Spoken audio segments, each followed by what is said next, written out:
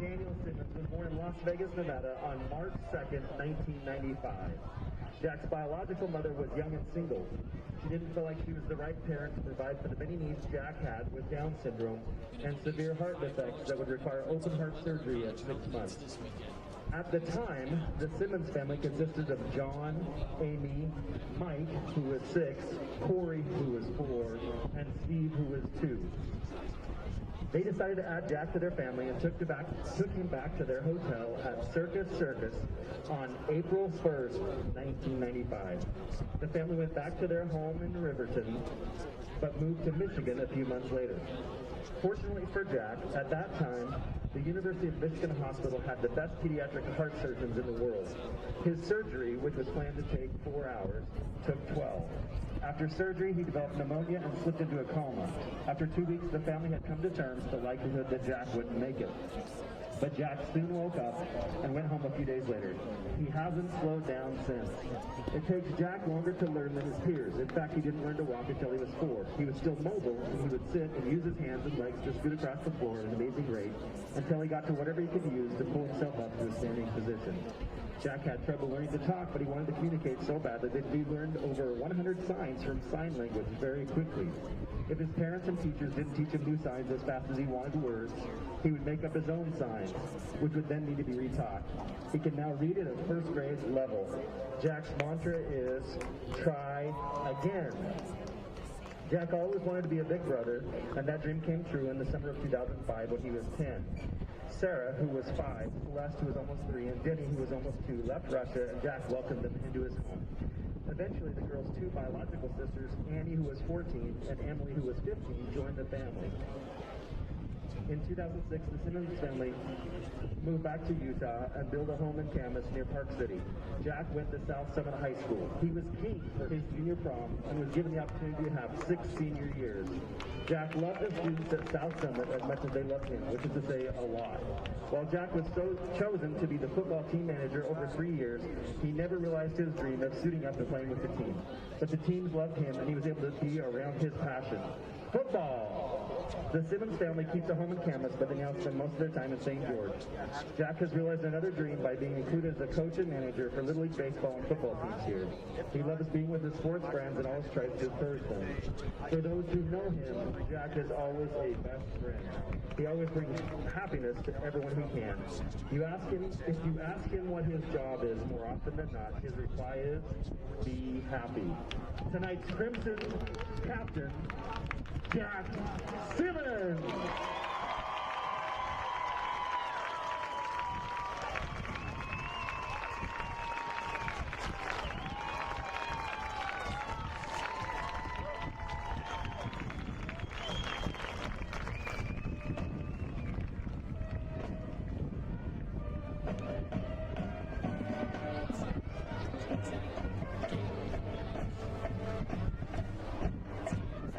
Here and Kurt Anderson.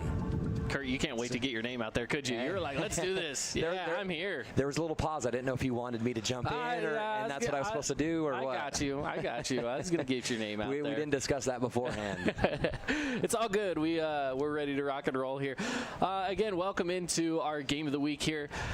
We are broadcasting live from Crimson Cliffs High School as the Mustangs take on the Snow Canyon Warriors in what's bound to be a great region matchup tonight. The wind's coming in. The storm's been blowing dust all across the city all day long, so might as well have a little bit of a breezy game tonight here with this one. But welcome into our Findlay Subaru pre-game show. We appreciate you joining us tonight on this broadcast and for this game tonight. If you are listening live on 99.5 or 95.3, we appreciate our radio listeners here in St. George, 93.1 in Cedar.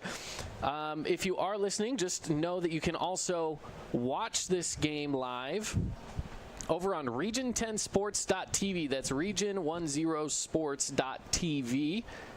And go down to the Snow Canyon Warriors and Crimson Cliffs game. Should be the one right at the very top of the homepage there. So you can watch this game live over on region10sports.tv. Actually, your hand's over there right now, isn't it? Yeah, isn't it, Kurt? Slide on over here. Sorry. Get in the picture a little bit, shall you? There we go. I'm sure you wanted more of the shirt in the shot than myself. That's more what it is, right? That's more what it is. Yep. Well, welcome in again to the broadcast. We're super excited for this one. We've got a good matchup going on today. So Crimson Cliffs and Snow Canyon both coming off of wins. Crimson got a win over Desert Hills last week, and Snow Canyon getting a win in Cedar. So both of these programs looking to continue on, create a win streak if they haven't got one rolling already, and make something happen in region play. Now, Crimson Cliffs, let's start off with the home team. They're sitting 3-1 right now. They're right on top of the region, really. There's only one other team with one loss, and that's Dixie. They had a bye week last week, so they didn't have to challenge that too much. But two teams right now sitting on top between Crimson and Dixie. Yeah, I think and both teams have looked great this year. Of course, Crimson's only loss this year was to Timpview, and of course Timpview's in a higher league. They've got a lot of D1 talent on there, and Crimson was a little outmatched. But other than that, they've looked great this year. They've posted quite a number of wins, and yeah, I couldn't be more excited to be talking Region 10 football and to get into this. And I mean, this is for all the bragging rights. This is for everything in our kind of small community down here. Yeah, absolutely.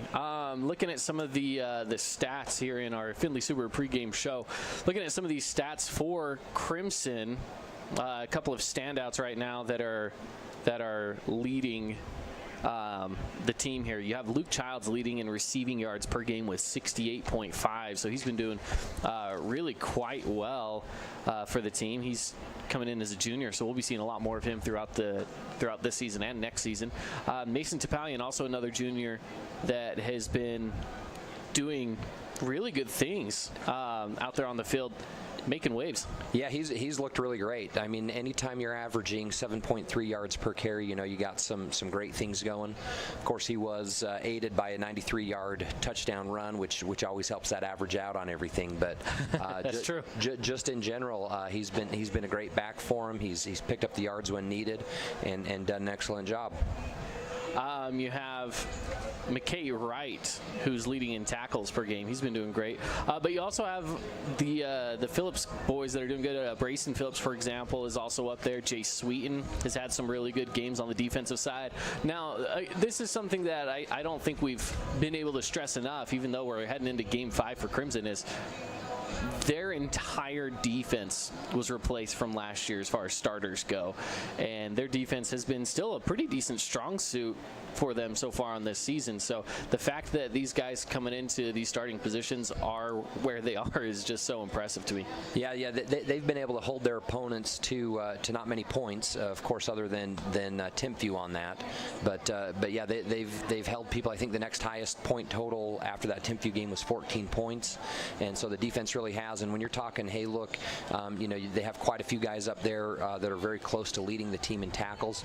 When you're talking defense, you've got to have guys swarming to the football, and that's what they're really doing on this. They have people everywhere that are getting after it, and not just leaving it up to one person, but everybody's kind of getting involved. And so that's what you're talking about when you say, hey, look, what constitutes a successful defense on that. And Crimson's really been able to do that and had a number of guys step up to kind of fill those roles. Absolutely. They've done really quite a good job for themselves.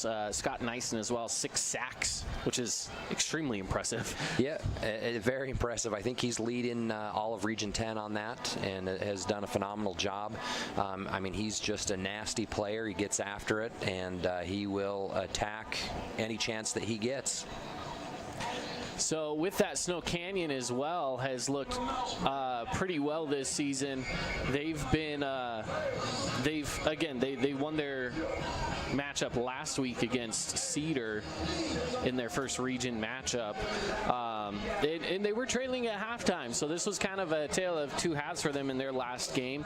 I know a lot of that was due to Hunter Johnson, who as a quarterback, is leading in rushing yards per game right now with 96.8 yards per game. Jake Hill is leading in receiving yards at 52.8 on average. So now there has been kind of the rumor floating around, is Hunter Johnson even going to play this game? There's some news that he potentially has suffered some sort of a hand injury, is what I've kind of been hearing. Some rumors on the street. Again, I have nothing confirmed by coaches, but I have heard some stuff. I was hoping we might be able to catch some coaches up here in the booth, but I haven't heard anything yet. Yeah, I've called another Hunter Johnson game, and that guy, I mean, he's a competitor. He wants to get after it. He wants to be a part of it all. And so, I mean, it would have to be a pretty significant injury from what I mean, I hadn't heard that rumor, but my assumption based on the way he plays the game and what he does is that it would have to be pretty significant to kind of pull him out. I know no matter what, he's going to want to get out there, and he's going to want to play the game and compete with his teammates and give it everything he's got. And so that would be a huge blow to Snow Canyon if that were the case. Just because he has been, I mean, he's been great on the run, he's been great on the pass, he's been a leader in those games and has really done an excellent job. And so hopefully that's not the case. Hopefully he's healthy and ready to go, and it just means that we get to see the best game possible if we get all the best players out there. Yeah, that's for sure. Well, I did look over onto that sideline over there, and I'm trying to see if I can see his number on the sideline in pads or not in pads, one or the other.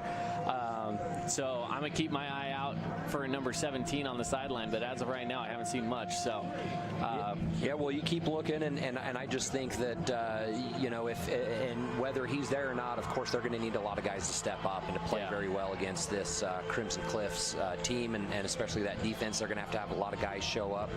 I know Brooks Esplin has been kind of one of those playmakers. Will Warner has had some incredible games and done a lot of great things for him, and so each of these guys are going to have to take their level up another notch or two. I mean, either way, I mean, this is region football now. It's no more messing around. All this counts, you know, when it comes to the end of the year on everything, and so they have all got to play. They've all got to be at their best and excel in every way they can.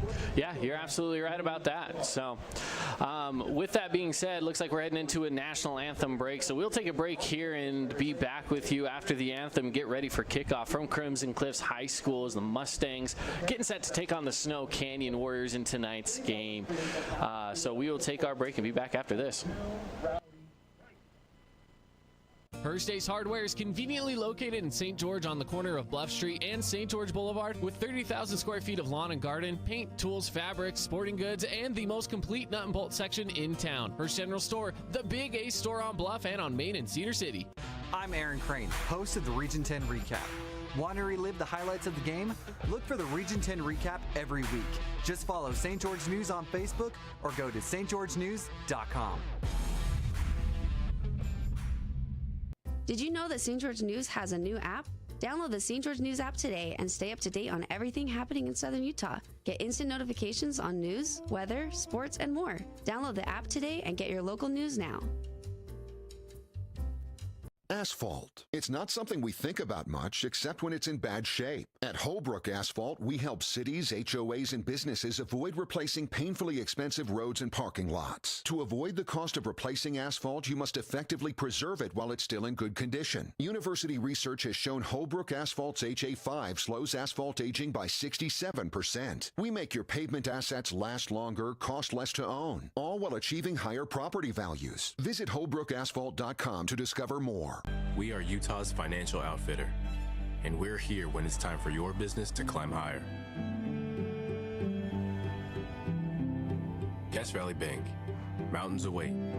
Member FDIC, equal housing lender. Check out this week's edition of TGIF on stgeorgenews.com. TGIF is your weekend adventure guide to all the fun and exciting things going on in Southern Utah this weekend. Find this week's edition at stgeorgenews.com and click the shows on the menu tab. Have a blast this weekend. As a local business owner, it's important to get the word out about your business. More people equals more revenue for you. Get your business in front of over 160,000 people in Southern Utah each week with St. George News. Contact St. George News today.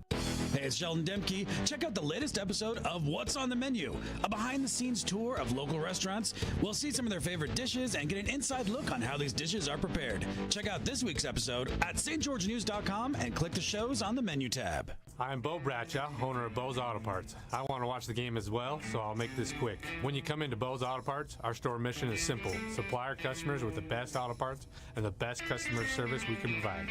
Come on by and see if we can deliver. Southern Utah, the anticipation has been building. It's Region 10 football back under the lights on a Friday night. The matchup you've all been waiting for. Get ready for Region 10 football. It's time. Incredible. Beautiful high arcing throw right into the hands. What a catch. He levels the boom. Big run, Daddy.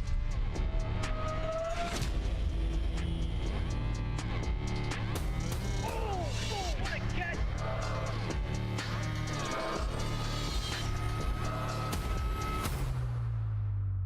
And it's in for the score.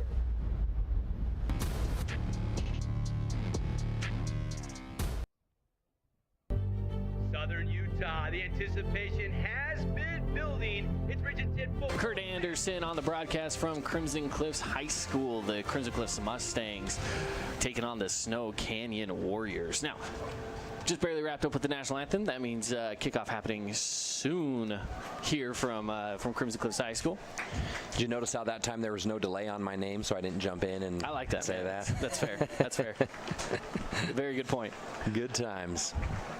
Well, with that said, yeah, we have a game ready to go underway here. Both the teams heading out to midfield right now. And sure enough, we had talked about earlier in the pregame show, Hunter Johnson potentially out with an injury. And sure enough, he's out there right now heading to midfield in his jersey and shorts. But no pads or helmet. No helmet. Well, that is a big blow to Snow Canyon, and so I'm sure that they knew before we did on everything, and have that opportunity now to say, hey, look, how are we going to respond to this, and who's going to be in place? I haven't heard who the new starter is going to be. Did you hear who the backup is? I haven't yet, but I've got a Talon Kelly and a Joseph Smith as the QBs. Based off of, excuse me there. Of traditional sports. I've got noises coming through my computer. Based off of the past experience, I would say it's probably Talon Kelly would be my guess. I don't know, obviously. Okay. But well, I would lean towards Talon Kelly being the guy. So we'll find out soon enough, won't we? Yeah. It'll be happening very soon, and looks like Snow Canyon won the toss, so they're going to defer and kick off to Crimson to start the game. They'll be kicking from our right to our left, so from south to north. All right, well, for those of you that have been joining us through our Findlay Subaru pregame show, we appreciate you. We thank you for joining us. Again, if you're listening on the radio on 99.5 or 95.3, you can also go and watch this game live online on region10sports.tv. That's region10sports.tv. We're broadcasting this game live over there as well. So you can catch this one in a few different formats. Either way, you get to listen to us. Yeah. Lucky you. I love it. Well, it seems like everybody's getting warmed up. We have a pretty good showing from the Snow Canyon crowd as well. The student section has showed out wearing all white, while Crimson is over here wearing all black. And so we'll kick things off here real soon and see how into this game the crowd's going to be. Absolutely. This is the most exciting part of the game, right? Kickoff, getting things started. Back to receive is Mason Topalian for the Mustangs, as well as Tyler West. And kicking off is Corbin Christian for the Snow Canyon Warriors. So again, Snow Canyon, they're in the white jerseys, green numbers, gold helmets. the Crimson Cliffs Mustangs in the all reds with the red helmets, which I feel like is a little bit of a different look than I've seen. I think they got some blue in there normally, so they're going with a color rush there as this one goes into the back of the end zone for a touchback, bring it out to the 20-yard line. Great boot right there. Keep the ball out of the playmaker's hands. Tyler West couldn't do anything with it. He just had to catch and take the ball on the 20-yard line. So the Crimson Cliffs Mustangs will start off on offense. Again, starting at their own 20. Starting for the Crimson Cliffs Mustangs at quarterback is still Barbin. He'll be running the show back there. Looks like they've got Mason out there on the field as well in the running back spot and 4 wideouts.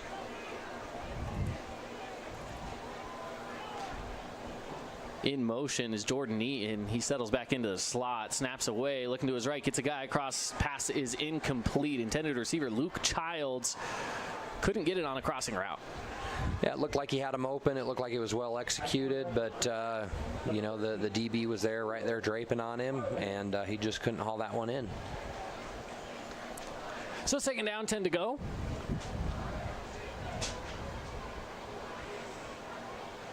And they're going to come out in the same formation again this time. 3 wideouts on one side and 1 on the other, with 1 running back in the backfield. Oh, and it's a bad snap. Bad snap, but it's picked up by Topalian, who tries to run somewhere with it, but taken down in the backfield by Tegan Whitehead. Yeah, Tegan Whitehead got back there, saw the play happening, and just said, "No, I'm going to take over for that." So on 3rd down now, the Mustangs have to move back. Yeah, 12-yard loss there. Great play there by Tegan Whitehead on that. Of course, you know, on a bad snap, that's that broken play, and he just didn't allow the Mason to kind of break free or anything, and took him down on that tackle. On a 3rd and very long, 3rd and about 22 here, Mustangs look to run with it. Topalian taking it across the right side, cuts in for a short gain, about 5-yard gain. Topalian on the run. Yeah, and in that situation, that's about what you got to do. You know, they did the delay handoff there, and let Mason kind of see what he could do. He did pick up, you know, 5 yards, even though the defense was pretty ready for him. But you know, a lot better doing that than getting anything crazy and trying to force something. So 3 and out there for Crimson Cliffs. So now Crimson getting ready to punt it away. And that looks like it's number 4, Jordan Eaton out there. Snow Canyon's going to take a timeout. Maybe they're thinking, hey, Crimson might play something sneaky here. I don't know, but it is our first Fabulous Freddy's Fabulous timeout. So we'll take a quick timeout ourselves and be back right after this. It's fast, frequent, and... I'm Aaron Crane, host of the Region 10 Recap. Want to relive the highlights of the game? Look for the Region 10 Recap every week. Just follow St. George News on Facebook or go to stgeorgenews.com. Did you know that St. George News has a new app? Download the St. George News app today and stay up to date on everything happening in Southern Utah. Get instant notifications on news, weather, sports, and more. Download the app today and get your local news now. Welcome back in. Play getting ready to get underway again after that timeout from Snow Canyon. Still back to punt it away is the Mustangs.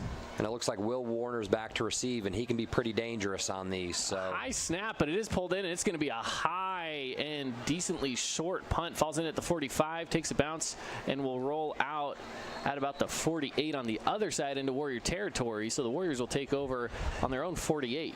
Yeah, he got the punter got a little bit lucky there. That was kind of a high snap, and so he went up to get it, and his blockers didn't help him out a ton, and so he had to get that off quickly. He popped it up high. He got a nice roll. Still probably netted about a 35 yards total on it, even though it could have been very disastrous for him. The Warriors offense coming to take over. Yeah, and it looks Talon Kelly is going to be your quarterback for the Warriors to start things off here. And it looks like Tegan Hugh is the running back in the backfield. Yep, Tegan Hugh. we'll get things started on that side. Talon Kelly looking to pass. He's going to go deep with it. Does he have his guy? He's got him. Huge gain down to the 7-yard line. That's Jake Hill on the big reception. Wow, and yeah, they faked that bubble screen over there to the right-hand side on everything, and Crimson Cliffs completely bought on it, and his guy was wide open after that pump fake. So Talon Kelly, in his first start this season's looking pretty clean out there. Huge gain. That's about a 43-yard pass there. Yeah, it was right on the money. Everything was perfect, and you couldn't ask for a better start for him. So the Warriors offense moving big on their first play of the game. Yeah, and they rushed up like they were going to go fast on it, but then they've taken the last 20 seconds to get a play in and get things right. Hugh takes the rush up the middle for a gain of about 4. This is well inside the red zone, by the way, into the Cache Valley Bank red zone. And getting real close to that goal line now, sitting on the 6-yard line.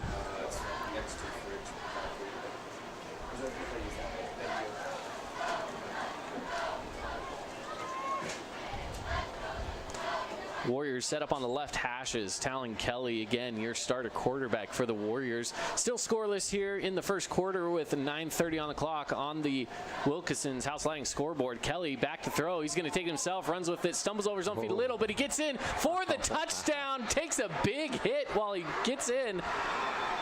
Throws 6 points on that board for young Talon Kelly.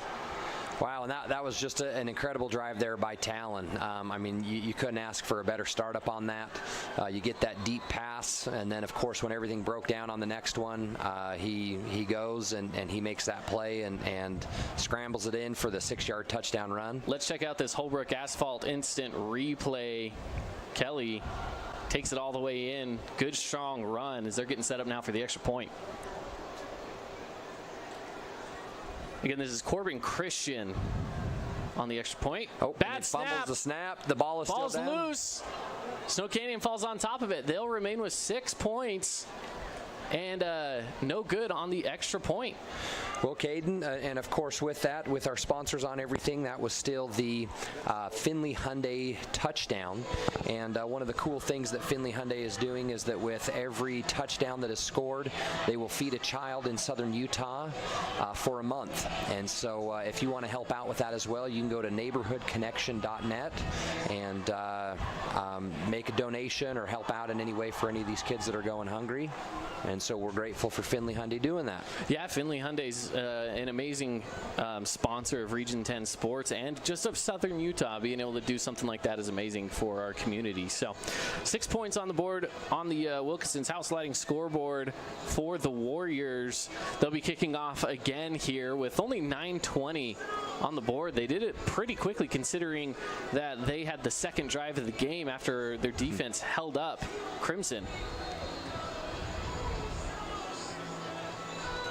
Well, I think with that, do we have the maybe that first pass could have been one of the bombs of the game? I think that first pass has to be a Jason bomb of the game with Bay Equity Home Loans, right?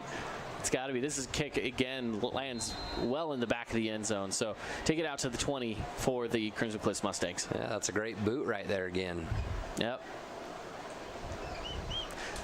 So if you are in need of someone to help you with your home loan process, go talk to Jason Baum over at Bay Equity Home Loans. He's the guy to help you out.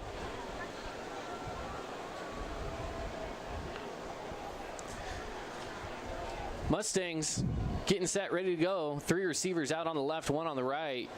Barbin looking to take the snap, put someone in motion, fakes the handoff, draws back. He's got plenty of time and Big a man bomb open. Out. Does he got him? It's overthrown. Intended receiver of Luke Childs.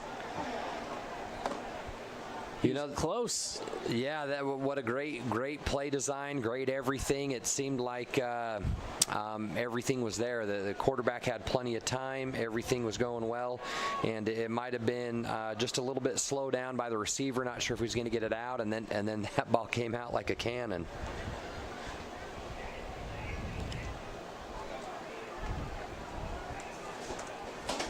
nice to see these kids with that kind of arm strength.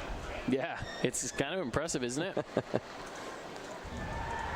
Another pass. Another pass in the middle. Is it picked? No. Oh, bobbled it around. Almost had it there. Was Mikhail Swenson. Yeah, Mikhail Swenson.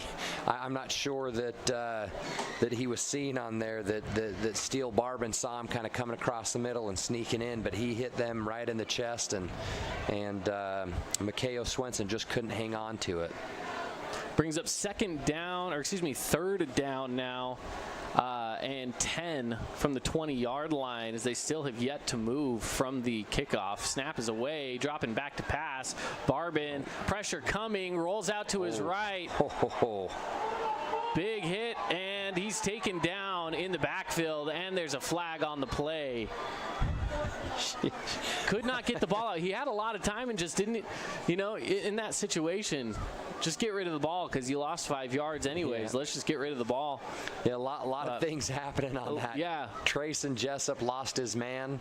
Steele made that turnaround, and when Trayson's guy was there, he just lit him up again on kind of that blind shot, and the refs are saying, hey, you can't do that kind of thing. Yeah. Woo. It was a big hit, though. That was a big hit. Helmets flying and everything. So yeah, they'll decline the penalty though and just let it be 4th down and 15 for the Mustangs. So Mustangs will be set to punt away again. I think that's Jordan Eaton again back there as punter for the Mustangs. And Snow Canyon is shifting, and it's no longer Will Warner. It's now Jacob Hill who's back to receive. Will Warner, they put him kind of here in the middle. Ball lands at the 49 in Warrior territory. It'll roll out of bounds down to the 45. So that's where they'll get things started. Similar position from their last drive. Yeah, it seems like we've seen kind of back-to-back. Crimson has not been able to move the ball. They have not been able to find a groove. It seems like the snaps are off. There's penalties. There's just all sorts of things kind of falling apart for them, and you couldn't ask for a better start if you're Snow Canyon. Well, they'll get things started on a UFirst Credit Union first down from their 45-yard line. UFirst Credit Union, your first choice for credit union in Southern Utah. Find them on North Bluff Street. The Warriors are set. Again, Talon Kelly taking the snap. He's looking to pass. Airs this one out again. Does he have his guy? He's got him.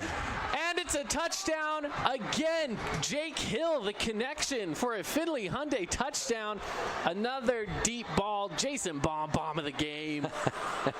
Well, geez, Caden, we were just barely saying that Crimson's first drive their second drive looked exactly like the first one, and Snow Canyon's looked exactly like their first one as well, with that fake bubble screen and then just finding the guy deep. Did you see who caught the touchdown? Jake Hill. Jake Hill. And I don't know if they see a matchup problem there or what, but they're just having Jake just run past everybody. Snaps away. So is the field goal. It is good. So that'll put 13 points now on the Wilkinson's House of Lighting scoreboard. It's the Holbrook Asphalt replay of the game. Let's see that again. Kelly drops back to pass. Just a good air out to Jake Hill, who picks it up at about the 12-yard line in stride in for the touchdown. Beautiful, beautiful play. And that was Brock Baker there on coverage. And I mean, it seemed like it was pretty decent coverage. He just got a little bit beat on that, which is unfortunate there for him on everything. But Crimson's really going to have to regroup here. I mean, this is... This is probably a big part of the game for them to say, hey, we've got to move the ball. We've got to grab a first down. We've got to start figuring out some rhythm for our offense. Otherwise, this is going to get really ugly really quick. Well, the Warriors going to be kicking away again to the Mustangs here. We've had 2 of them land in the end zone. This one again is going to go well back. And it lands right on that back white line. So bring it out to the 20-yard line again.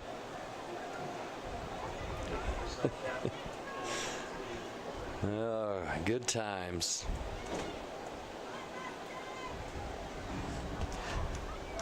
Gotta love high school football. Unpredictable, isn't it? Yeah, absolutely. And I wouldn't have guessed this. Who would have thought that Talon Kelly coming in off the bench would throw 2 deep balls that result in touchdowns for the Warriors? I mean, this is improbable, maybe. I don't know, but I like it. It's fun. Snaps away. Barbin goes off to Eaton. Jordan Eaton is going to be wrapped up. The official finally blows it dead. Only after about a 2-yard gain there. If that, let's see what. Yeah, they will put it on the 22-yard line. Well, a little surprise on that first down for me. I thought, hey, maybe they would try to establish a little bit of a run game, see what they could get on the ground, and maybe the coaches see something different. But, even on that pass game, only a gain of 2 yards on things, and so we'll see if Crimson kind of sticks with it. Still Barbin back in the gun. 2 receivers on either side and a back. He's going to take the snap to look to pass. Gets over to Palian on the left side. Tries to spin out of one tackle, but gets hit by another guy flying in. I think that was Darius Romander that came flying in off of that one. I think that was, and his shoulder is down. Yeah, he might have popped a shoulder on that one. Yeah, don't know if that's a collarbone or a shoulder or what. He got up quick, though. That's impressive. That takes some grit to get up and get off the field in that situation. He didn't want to lose any momentum for his defense was playing so well. Yeah, this Snow Canyon Warrior defense is playing well. Yeah. 7:27 left to go in the first. 13-0 on the Wilkes House Lighting scoreboard in favor of the Warriors. Mustangs yet to get anything rolling on offense as Barbin drops back to pass. He's going to air this one out. Does he have his guy? Picked off. Brandon Goff picks it off at the 45, takes it back to the 40, and they'll start in Mustang territory. Yeah, I can't believe it. Steele underthrew him a little bit. It looked like he had a step on him on the DB, and it was just a little bit underthrown, and because of that, it was picked off. We can, for those on TV, can see it, and it was Brandon Goff just kind of snuck on the underneath, even though he was a few yards behind, and was able to just pick that. And so, man, this is a nightmarish situation for Crimson. Oh, it's definitely a bad spot to be in. As if, we're not even halfway through the first quarter, and Snow Canyon sitting at the 40-yard line right now. Talon Kelly getting ready to take over again for this offense. He's going to drop to pass. Pressure coming. Tries to roll out of it. It's going to fall a yard back behind the line of scrimmage. It'll be 2nd and 11. That's the best thing that we've seen so far from this Crimson defense. Yeah, it looked like they were going to try to do the same thing. They did that fake bubble screen to the side, and this time Crimson was a little better off because Brooks Jensen was able to get into the backfield and not let Talon Kelly set and toss that downfield. Getting set again on 2nd down are the Warriors. 3 receivers on the left, 1 on the right. Fake the handoff, gets it across to Warner. Warner to the 35, up to about the 30 before he's pulled out of bounds. Is enough for the first down. Could be close. Looks like they're going to be yard shy. So he picks up 10 on a pass out to the flat. And this is the first 3rd down for Snow Canyon here. And, of course, they're feeling confident and good about what they're doing. And I'm sure they're going to kind of keep things going. But if you're Crimson, you have to make a play here, and you got to be hoping that it's for a loss on everything to force Snow Canyon to punt. Yeah, they just need 1 yard for that U First Credit Union first down. They haven't had to worry about too much. Again, yeah, as you mentioned, this is their first 3rd down that they're trying to convert. Pass across, it's a little tipped, not brought in. Ooh. I think that was number 22, Brooks Esplin, the intended receiver. Yeah, it was. And I think it was Neeson that got his big pop there and might have knocked that down on kind of that side bubble screen, but good thing he did. I think they actually called it a fumble on the play, thinking that it went backwards, and they gave him the spot where it was recovered instead of the regular line of scrimmage on everything. But here we are at 4th and 1. Snow Canyon with a 13-0 lead and 6:21 left in the first quarter, and they're in Crimson's side of the field, and they're saying, hey, we're going for it with only 1 yard to go. Kelly takes the snap, hands it off, pushing forward. I think he's got it by a yard. He does. Put it at the 29-yard line. It's a U First Credit Union first down on a 4th down conversion. Yeah, that was a lot of fight by Max Reynolds. He got hit right at the line of scrimmage, which means he was going to be short, but he did fight for those final 2 yards to get that first down.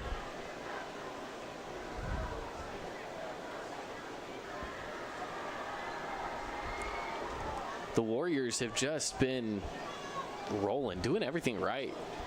Again, they started this drive on a pick from Brandon Goff.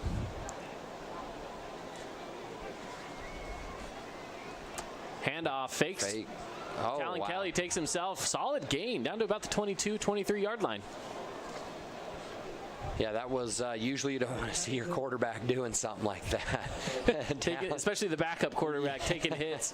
Yeah, he faked that, and he just went right into the linebacker there, said no mercy, and in this case, the quarterback gave more of the hit on it. So brings up now 2nd down, 4 to go. Snow Canyon with the ball on the 23-yard line of Crimson Cliffs. Kelly takes the snap, looking to pass, tries to get it away to the side, and it is incomplete. Tried to get it across to Carson Nowatzki, the intended receiver. And I think that was Ashton Parker out there, number 47, had a great break on the ball. If he would have been another step quicker, he might have had a pick 6 there.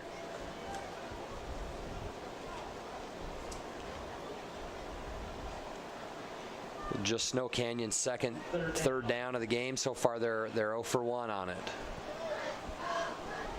So again, on 3rd down, snaps away, looking to pass across the middle, picked off, going the other way with it.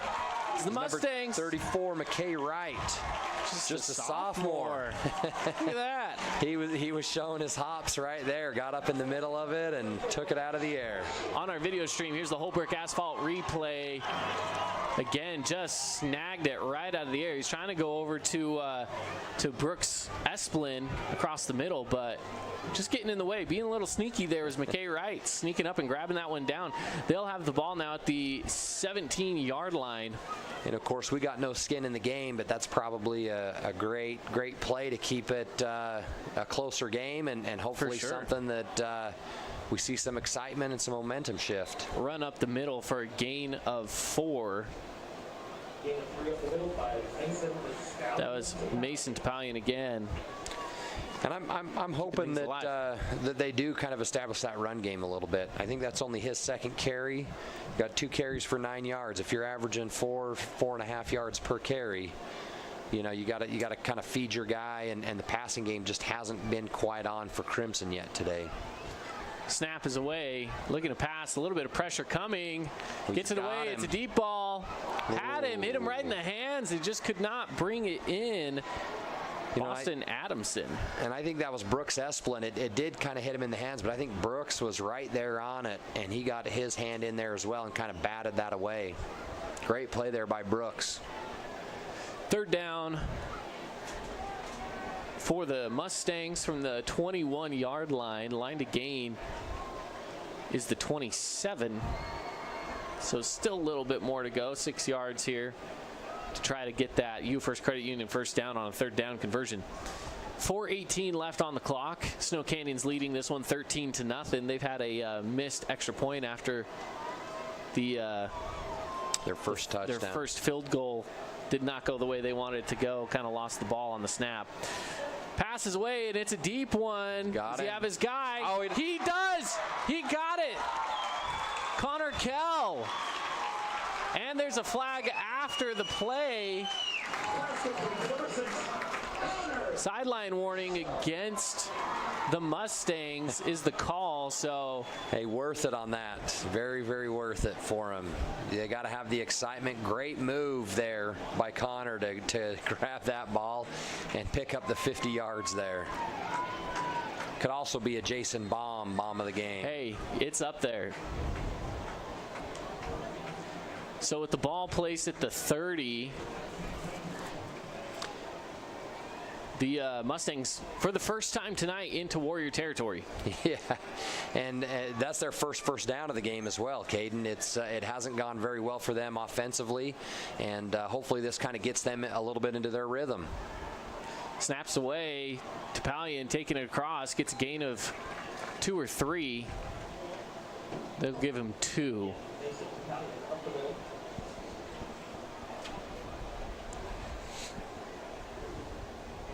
.337 with the clock running right now in the first. Again, Snow Canyon leading this one so far, but it feels like the Mustangs are starting to get a little bit of momentum finally. Yeah, and this is, again, a crucial time for them. They have got to keep on pushing and make something happen this time. I think that could carry them throughout the rest of the game if they're able to score here. Second down, 8 to go, snaps away. Little flick pass, taken across the left side, cuts in. Decent gain, but held up strong. That's number 6, Connor Kell again on a little touch pass from Still Barbin. I don't know if you caught it, and for anybody else, there was a crack. What is that, a crack back block? Yeah. The receiver came back and lit up that D end as he was kind of in chase on it, and that's never a fun hit to take there. So score across town as of right now, Desert Hills in a similar place where Snow Canyon's at, leading 13-0 over San Pete with 2:20 left to go in the first. We're getting pretty close to that. Yes, sir. We do have 2:30 left in that first, and 13-0. Snow Canyon is leading Crimson. Snaps away and taking it up the middle, almost getting to that line to gain, but just the yard shy. And I like that play call right there for him. It's a big call. I think they were saying, hey, look, this is 4-down territory, and they said, hey, look, in 2 runs we can pick up 2 yards, and they got one yard that first time, and I think they said, hey, we're gonna grab another yard here. So across town, Desert Hill scoring again. Bo Wall running it in for a touchdown. So it's 19-0 with a point after pending. 4th down, 1 to go. Crimson's going to go for it. Handoff up the middle. Looks like he's got it just barely by about a half a yard. Mason Topalian getting the line to gain, and that U First Credit Union first down. They are now inside Cache Valley Bank red zone as well. and what a great run there by Mason, man. He had bodies flying at his legs as soon as he grabbed the ball, and he gave it everything he had to get it across that line to gain.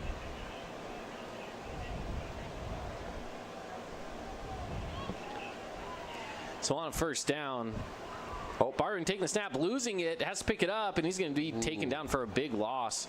And he goes down. He does get back up. How's he feeling, though, is the question. He's a little shaken up. He did fumble the ball there and went down to grab it, and the D lineman still kind of gave him a little bit of a hit. I don't know that it was egregious or anything, but yeah, he came up a little bit slow on that. So it'll be 2nd down and 15 to go, with 47 seconds on the clock here in the first quarter, getting closer to that end of the first mark. Snap is away, handed off up the middle. Ooh. Good run. Big gain. I don't think that was that's our same guy there. No, that's McCord Christiansen, who's kind of the RB2, we'll call him. Yeah, just a sophomore, averaging about 7 yards a carry, and right there he picked up about 7 or 8 yards as well.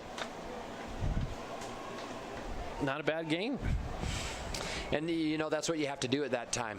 Looks like the first quarter is going to finish off. The players are coming off. But, yeah, on that 2nd down to pick up, half the distance that you need to go and just have 7-8 yards left, that's a huge play for them.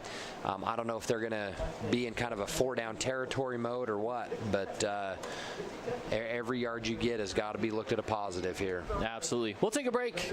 Be back after this into the 2nd quarter here from Crimson Cliffs High School. Asphalt. It's not something we think about much except when it's in bad shape. At Holbrook Asphalt, we help cities, HOAs, and businesses avoid replacing painfully expensive roads and parking lots. To avoid the cost of replacing asphalt, you must effectively preserve it while it's still in good condition. University research has shown Holbrook Asphalt's HA5 slows asphalt aging by 67%. We make your pavement assets last longer, cost less to own, all while achieving higher property values. Visit HolbrookAsphalt.com to discover more. Buckle up, Region football fans. I'm Craig Boberjack, and I'm fired up for all high school football fans in southern Utah. Holbrook Asphalt has agreed to buy fans a Holbrook Asphalt Big Score dessert at Yogurtland right after the game when your team scores 25 points or more. So, get to Yogurtland after the game and ask for your Holbrook Asphalt Big Score dessert and get 5 ounces of frozen yogurt absolutely free. Holbrook Asphalt, pays for it, and I'll see you there. Welcome back to Crimson Cliffs High School. The Mustangs looking to see if they can maybe try to punch something in here. They're sitting inside the Cache Valley Bank red zone right now at the 17-yard line. Starting things off here in the second quarter. Snow Canyon leading 13-0 over the Mustangs. Mustangs looking to try to get something rolling here.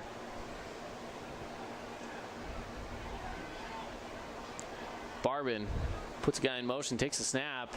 Oh, reverse. Double reverse. Take it across the side, wrapped up, taken down to the 15. Not much of a gain. Tyler West picks up a couple of yards. It's going to be about 3rd and 6. You got to give Snow Canyon credit there. Even on that double reverse, they held their positions. They did what they were supposed to do. And Crimson might have even lost a yard on that. So the Mustangs taking a little while to get things set up on a 4th down play. Looks like they want to just go for it on a 4th and 6th play here. I like it. You got to send a message at this time and say, hey, look, we're here to win this game. This is a great opportunity for them. Snaps away.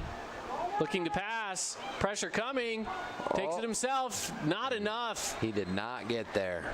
Big defensive play there. Ryder Holt coming in to push Barbin out of bounds before he can hit that line to gain. So it's going to be turnover on downs now. The Warriors offense going to be coming back to start things off at about the 12-yard line. Hey, and it didn't happen the way I'm sure the Crimson wanted that to go, but they can take a lot of positives from that. Hopefully the defense has had a chance to settle down a little bit, to take some time to say, hey, look, this is what we're trying to do, and see if they can't slow down this potent Snow Canyon offense. Yeah, this Warriors offense, outside of 1 interception thrown so far, they've had Talon Kelly rushing in for a touchdown, as well as that 55-yarder to Jake Hill to get the 2 scores on the board. Again, 13-0 Snow Canyon. Snap is away. Handoff. It's Hugh. Takes it across the left side. Losing a bunch of tacklers on the way. Has enough for first down and more. It's a 13-yard run by Tegan Hugh. Yeah, great job. He had the speed to get to the outside, and when guys were grabbing onto his legs, he just ran right through it. That's everything you're looking for in a running back. To you First Credit Union, first down for the Warriors. Set up on the 25. Snaps away, fakes the handoff, throws it across to the flat. Whoa. Rolled down to the 32-yard line is Samaj Thompson. Couldn't see, and I think that was, he almost broke free. Brayson Phillips grabbed onto him, and it looked like he was going to get away, but Brayson really hung on, held that jersey, and took him down. Cool.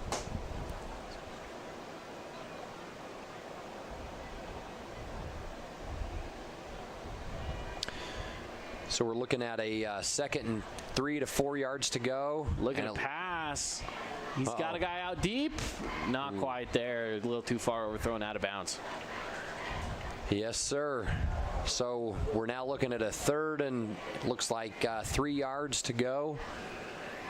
Snow Canyon up 13-0 with a little over 11 minutes left in the second quarter.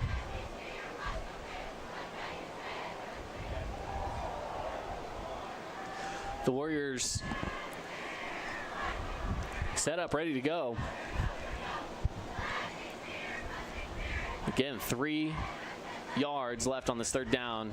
Snaps away, handoff up the middle. Oh, he's stuffed. Stuffed up after a gain of about a yard. Coming up short. I think in a situation like this, Snow Canyon probably ought to punt it, but it looks like none of the players are leaving the field. They want to go. On their own 33-yard line, they're going to go for it. On a 4-2.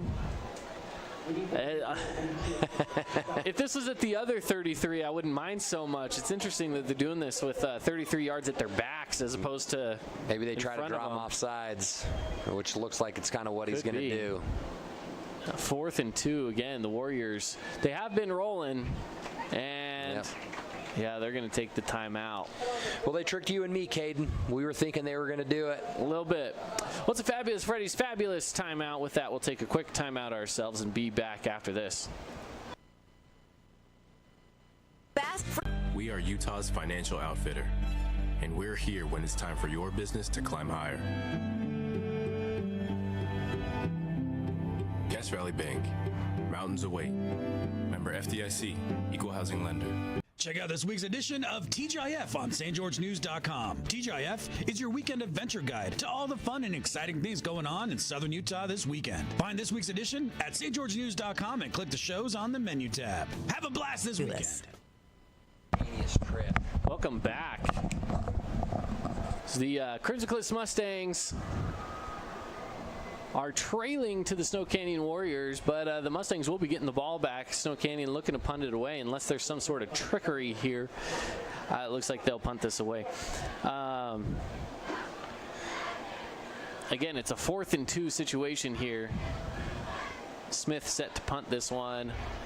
Pretty good. Great punt. Pretty good punt. Picking it up is Tyler West. He gets it to the 30, rolls out of a couple of them, but he's going to still stay held up right at that 30-yard line. Too many defenders there to pull him down, but he did break a number of tackles. And it seems like things have settled down here a little bit, Caden.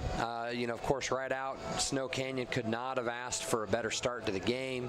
Big plays, scoring, doing everything that they needed to do.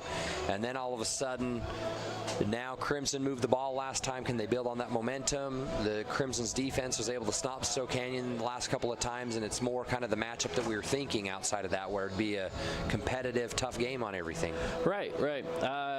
The Mustangs, again, have had the opportunity to, they've been close. They've been close to scoring, but just haven't been able to pull it off, as the last one was broken up on a 4th down play that just couldn't convert. So if they can roll here, get into scoring territory again, let's see what they can do. This time it's a pass from Barbin. Gets his guy in stride. Jordan Eaton on an 8-yard gain. And that's a great job by Steele, selling the handoff and then just getting it right out. Everything went very smooth there for everybody, and that's kind of a little bit more of the Crimson offense that we're expecting to see. So 2nd down, 2 to go for the Mustangs. Snap is away. It's a handoff. Taking it up the middle, Christiansen. For about 8 yards there. He gets the U First Credit Union first down to the 45-yard line. And Crimson's hustling up to the line. They're all loaded. The chains weren't even set yet, but they're still going. They're pushing for it. Again, McCord Christiansen, another 5-yard gain right on top of the logo now at the 50. The down guy still had it as 3rd down on that first one. Everything's still kind of moving, so he's like, picking up. Let's go. Now, I guess, huh?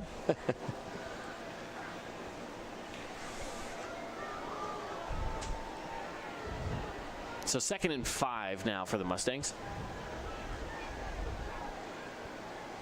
Barbin takes a snap. Throws across to his left side. Good gain for a first down and a little bit more. Connor Kell on a 7-yard pickup. And Kell's really been his go-to guy, whether it's, kind of those reverses, whether it's been the big plays. Kell's been kind of that guy. Again, across to the left side, falling forward for a short gain, Boston Adamson.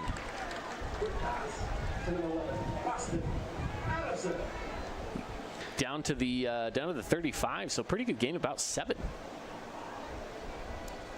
Snap is away. Mustangs just rolling quick here across the middle. Fake. Oh, this guy, leveled.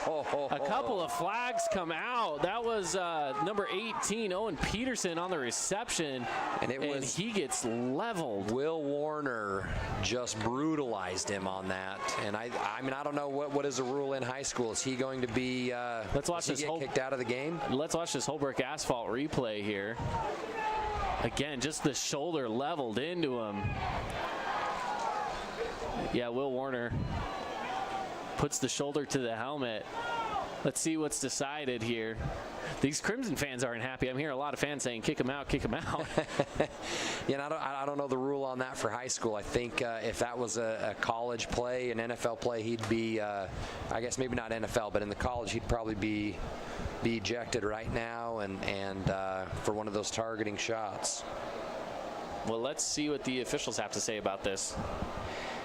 And I guess like you... Oh, I was just going to say they're still conversing down there on the field, so... Yeah, and it was Owen Peterson that took the hit. He did pop off the field. It looks like the training...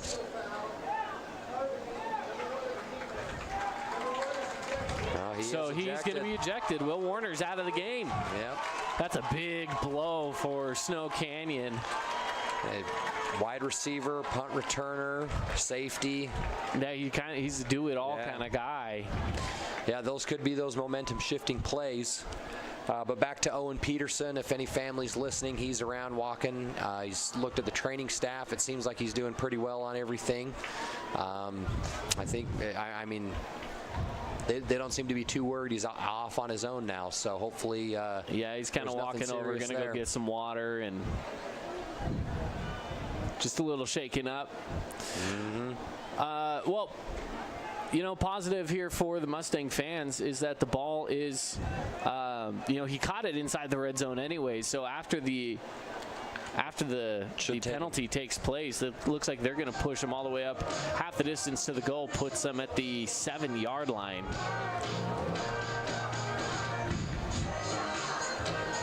Now the crowd's getting into it. The music's playing. Oh, you know, Bruno Mars kicks on. Everyone gets happy, right? So U First Credit Union, first down from the 7-yard line for the Mustangs. Looks like they got McCord Christensen in the backfield. Snaps away. Christensen goes with it. It's a good gain of about 5 yards down to the 2 or 3. We'll see where they spot him. It looks like they're giving him it at the 3.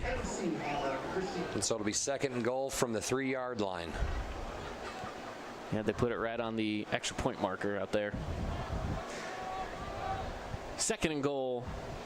It's still 13-0.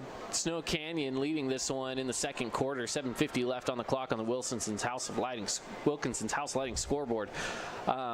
If Crimson can get this one in here, tighten up the game a little bit, make it a 1-score game, kind of where they'd want to be, right? Yeah, and I think that they're doing it with that running game as well. Hopefully they stick with it and just pound that in there. Snap is away. Taking it up the middle is Mason Topalian, and he's going to be held up. Wow. Looked like from my angle, he put it almost to the goal line. The refs are marking him at the 2-yard line, it looks like, though. So it'll be 3rd and goal from the 2.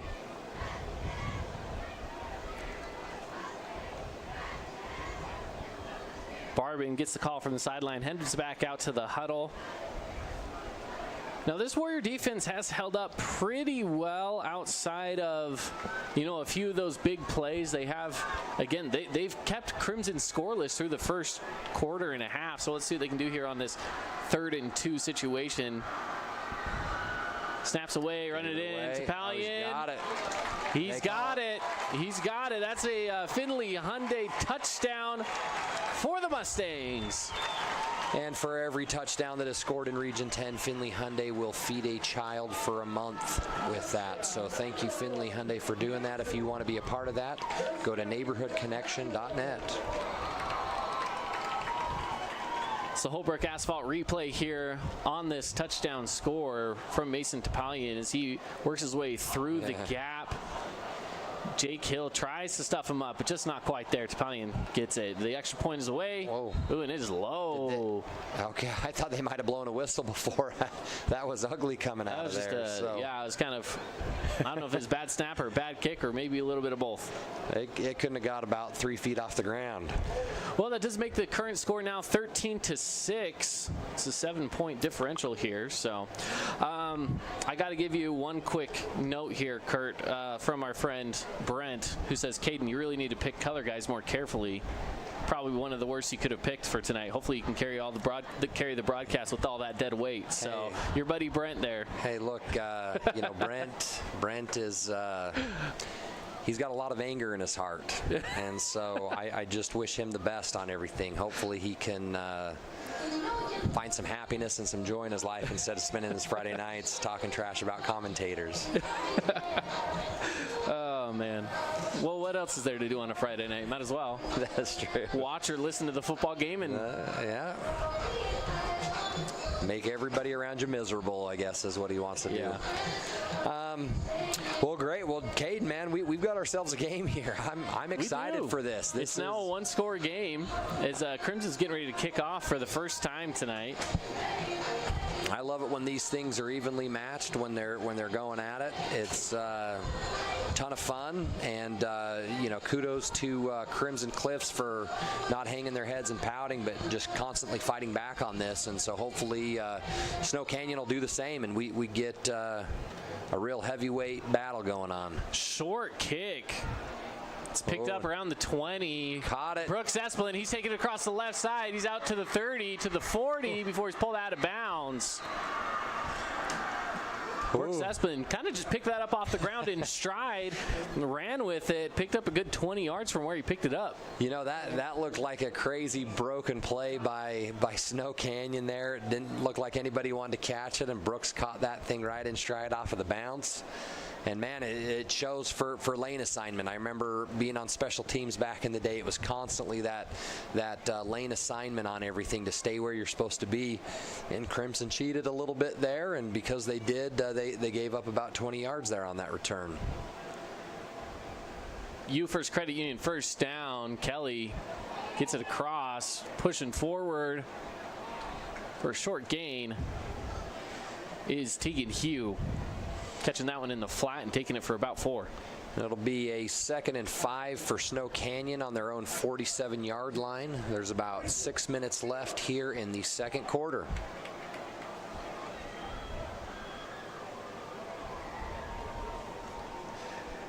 So for those that are just tuning in, it's 13-6, Snow Canyon leading with 5:55 on the clock right now on the Wilkinson's House Lighting scoreboard.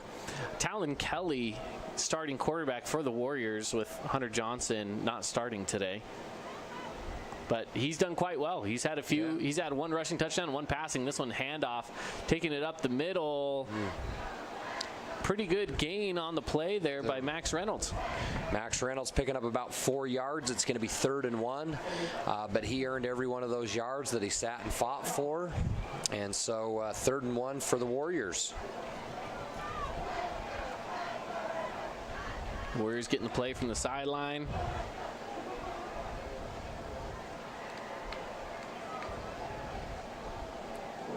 On this 3rd down play, see what they can do.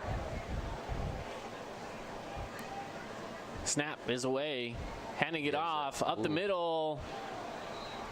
It's enough for the first down and a little bit more. Again, Max Reynolds.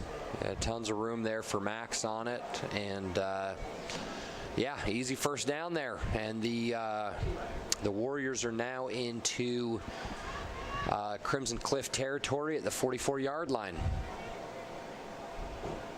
And I like their kind of approach here now on everything. They're taking things nice and slow. They're looking over at the sideline. They're making sure they're doing things right, and I'm sure they're trying to take quite a bit of time off the clock as well as they. Yeah, snaps away from Kelly, across to the side, stumbling out of bounds with it, but gets the pickup. See, that's number 11, Carson Nowatzki. Yeah, I think that's the first time we've called his name tonight. He's had some pretty big games here leading up to this one. Second down, 6 to go for the Warriors.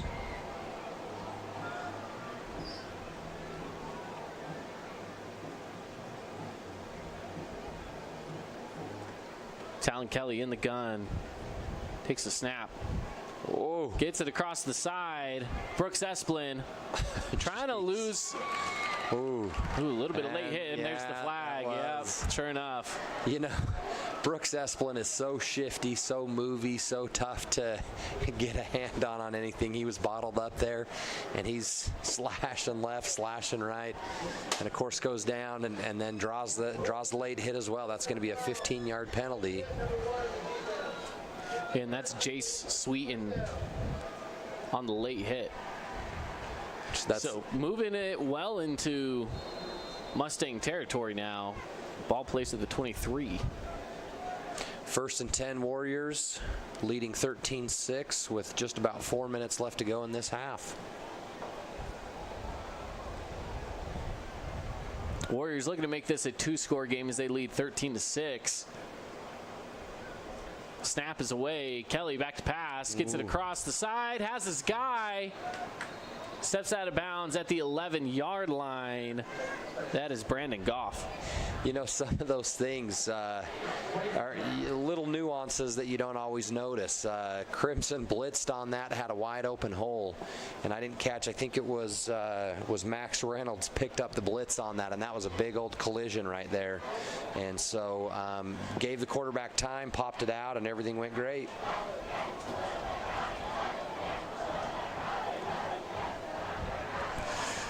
So on a second down play, about 3 or 4 to go, snaps away. Kelly keeps it himself, finds a hole up the middle, falls forward on top of the 15-yard line. It'll be 3rd and 2 now for the Warriors.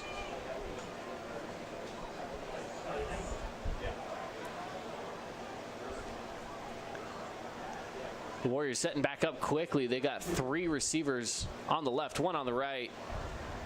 Looked like they tried to draw him off sides there real quick, didn't get it, so they take a look over to the sideline and say, what are we going to do now?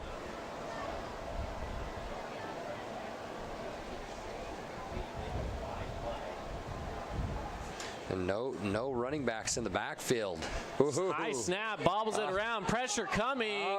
Kelly's got to get rid of it, but he doesn't get there. The blitz coming in too fast. Brooks Jensen coming in there. He's flying in. Well, they had 3 or 4 guys that were just right in that backfield real quick. That was not the ideal time to have a high snap right there. And, of course, Talon Kelly had no time to do anything with it because of how quickly everything moved. Now, remember, we're trying to keep an eye out for our Morgan Pest Control defensive play of the game.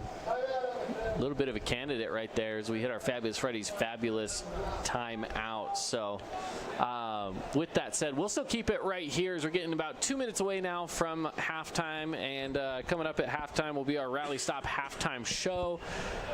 So stick around for that. Some updates from across the region. I do know that across town, Dixie has been leading that one. Last I checked was 20-7, but that was with 10:47 left in the second quarter. Desert Hills is leading 20-0 as well. So a few different scores from across the region. Well, we got the good game then, Caden. These teams are keeping it close. That's what we like to see. I'm interested to see if, and it looks like Snow Canyon is going to go for it. They are about 7 yards short, so I don't know if this is going to be a try to draw them off sides or not. I'm not certain what Snow Canyon's kicking game looks like. Of course, they had the muffed extra point on that first one, and so I don't know if they just don't trust the kicker to kick a 37-yarder or where they kind of stand on that. Yeah, not sure. Snaps away. Kelly rolling out, has a pass across the middle, a little high, overthrown. Yeah. So it'll be a turnover on downs. That is a tough play. They had him rolling to his left when he's a right-handed quarterback. It is tough to set your feet, to throw across the body, and because of it, he let it sail over his head. And yeah, I think the wide receiver was open. It just yeah, not quite executed well enough. So with 1:56 left on the clock here in this first half, Crimson Cliffs Mustangs will take over with the U First Credit Union first down from the 20-yard line. They got a long ways to go. It's 2-minute drill time right here. Yeah, and does that it looks like Snow Canyon's been the one that's called all the timeouts so far today. So I think so. It looks from what I can tell, yeah, Crimson Cliff still has all 3 of their timeouts left. So okay, yeah, and so Crimson, yeah, with 3 timeouts and 1:56 on the clock, this should be plenty of time for him. Snaps away, still Barbin rolling out to his right side, passes away, has his receiver knocked out of bounds, but he gets the first down. They'll take Luke, 5 seconds off the clock and pick up 12 yards. They'll do that every single time. That's Luke Childs on the reception there. Great grab there by Luke. You think they call him Cool Hand Luke? Probably not. All right. These kids are probably way too young for that, huh? I don't even know what that is. Okay, you're way I'm too young for that. Snaps away. Pass across the middle. Whoa. Jordan Eaton catches it. He's at the 50 before he's brought down. Clock's still running. He's brought down by Brandon Goff. Right on top of that 50-yard line. They'll start things off on the right hash. Uh-oh, we got a flag in the backfield, though, it looks like. We got a flag. Everybody's walking back. And they're going to have to reset the clock probably. The clock hadn't stopped for a while, so. Oh, holding call. Whoa. Everyone was set back up at the 50, ready to rock and roll. Yeah, that's a killer right there for Crimson. Made it all the way to the 50. Now you're back at your 21-yard line. Tough break. I didn't catch it there myself personally on it. Yeah, they're going to have to reset the clock, I think, is what they're trying to do now, because the clock had pushed forward quite a bit after the play was over, even though the flag was down. I don't think very many of us saw the flag was down because all the action was happening 30 yards away. I'll be honest, I didn't even see the flag. Well, and it didn't seem, I mean, it seemed like it came out of Steele's hands pretty quick. I guess there was like a little bit of time, so, but yeah, I didn't notice it either for a little bit. And of course, they're settled down now, and it's 1st and 20. Snap is away. Hand is off. Go with the draw. Right up the middle.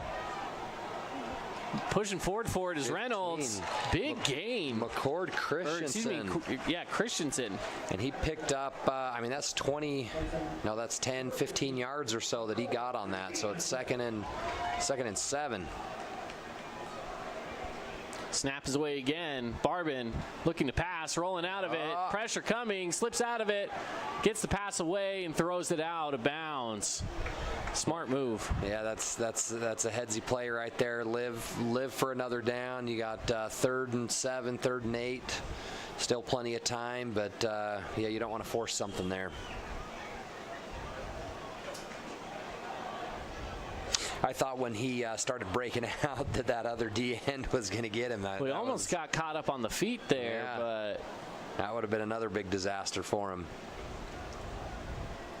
So 3rd down, 47 seconds left to go. Snow Canyon leading 13-6 over Crimson Cliffs. Crimson with the ball, trying to work it downfield before the end of the half. Snap is away, looking to pass. Pressure coming, has the pass. McCord Christiansen. Oh, wow. Takes a solid hit and a great gain. 1st down and more to the 50. You got to start calling your timeouts here. Let's take a look at this replay. Little bubble screen. Christiansen gets it to the 31. And that guy thought he was going out of bounds or something, and he just plowed right through. So from the 49, Mustangs remain in their territory right now, trying to look to push it across. Snap is away. Barbin back to pass. Pressure starts to come. He gets the pass away. It's going to go out of bounds. Almost ran into his own offensive lineman there as he was getting out of that. His offensive line, it kind of looked like the offensive line was like, who do I block? There's no one in front of me right now. So he kind of just backed off. Right into his quarterback. Right in the quarterback. 30 seconds left to go from the 49 again. 2nd down. 10 to go. With the Warriors leading the Crimson Cliff Mustangs 13-6.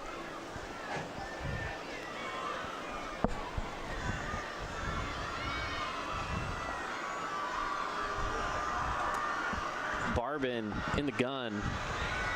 Takes a snap, looking to pass. Pressure coming from his backside. He gets wrapped up and taken down in the backfield. Looks like number 59 there, who is... Brendan Smith was in on that, and so is Kai Kafusi. Kai Kafusi. Crimson got that 58. I think it might have been 58. Oh, it might have been 58, yeah. Caden Cressy? Harder to see out these windows now that it's getting dark outside. So I opened this one. Lights in there, I can see out this side. I opened the window. And then we got all this stuff in here, so you don't want to open too many windows right where we are because we might start losing monitors and things like that. But we decided to turn out the lights, so that's way better. Yeah, it's a party in here now. Now I can see everything. It's a party.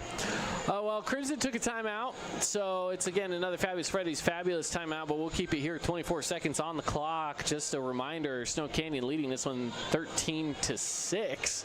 Coming up at the Rally Stop halftime show, we'll be going over the first half of this game, kind of looking at some of the keys to the game, see what these teams need to do in the second half to make things roll a little bit better in their favor. And looking at some scores from across Region 10. All that coming up in the Rally Stop halftime show. So 3rd and 11 for Crimson Cliffs at their own 48-yard line. That's correct. 24 seconds left in the half. Oh, and it's a false start. Whoa. Was he looked like the old lineman was looking back to get a play, and they are going to get him for it. Yeah, so it's going to push Crimson back to the 46. Oh no, sorry, they're at the 43 now. Yeah. So what do you like in this situation, Caden? You got 3rd and 16 with 24 seconds left. Do you play it safe and run it off, or passing game is starting to heat up a little bit? So I say make one more. I don't know. Maybe try to make one more decent play. But hey, you know what? Running has been bad, but Barbin is going to look to pass. Oh, he's going deep. Does he have his guy? He's got it. He's at the 5, touchdown. Oh, man. Wow. Number 14. Tyler West. Tyler West, man. Let's get that pulled up in a second on our Holbrook Asphalt replay here. Gotta see that again. Barbin launches it from the 35. In his own territory. West picks it up at the 15, all the way down in for a touchdown. And that DB recovered very well. I think it was Swenson. I think it was number 5 who was guarding him. Yeah, Mikhail Swenson. He had an arm right in front of him, and I don't know, the ball kind of snuck through somehow and just dropped right into his hands. Extra point is up, and it is good. We have ourselves a tied game now with 16 seconds left in the half. Crimson, Snow Canyon, 13 apiece. This game's getting interesting. And of course, Caden, that is a Finley Hyundai touchdown, which means they will be feeding another child in need for a month through neighborhoodconnection.net. So thank you, Finley Hyundai, and if anybody wants to jump on that, they can go to neighborhoodconnection.net and help with that great cause. So a 57-yarder.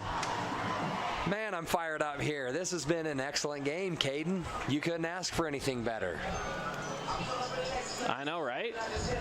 It's crazy. Snow Canyon just comes right out of the gate, looks just incredible on the first couple of drives, doing everything right. Crimson Cliffs has fought back, played well, and made plays when they need to do it. And so, man, I mean, of course we're not done with this first half, but they might just kneel on it. But I'm excited to see what we got going here in the second half. I know, right? It's exciting stuff. The kick is away. Picked up at the 13-yard line. By Brooks Asplin again. Yep, it's Asplin down to the 23. That took a little bit of time, so 10 seconds left here. My guess is Snow Canyon has no timeouts. They're not going to do anything but kneel on it, but you never know.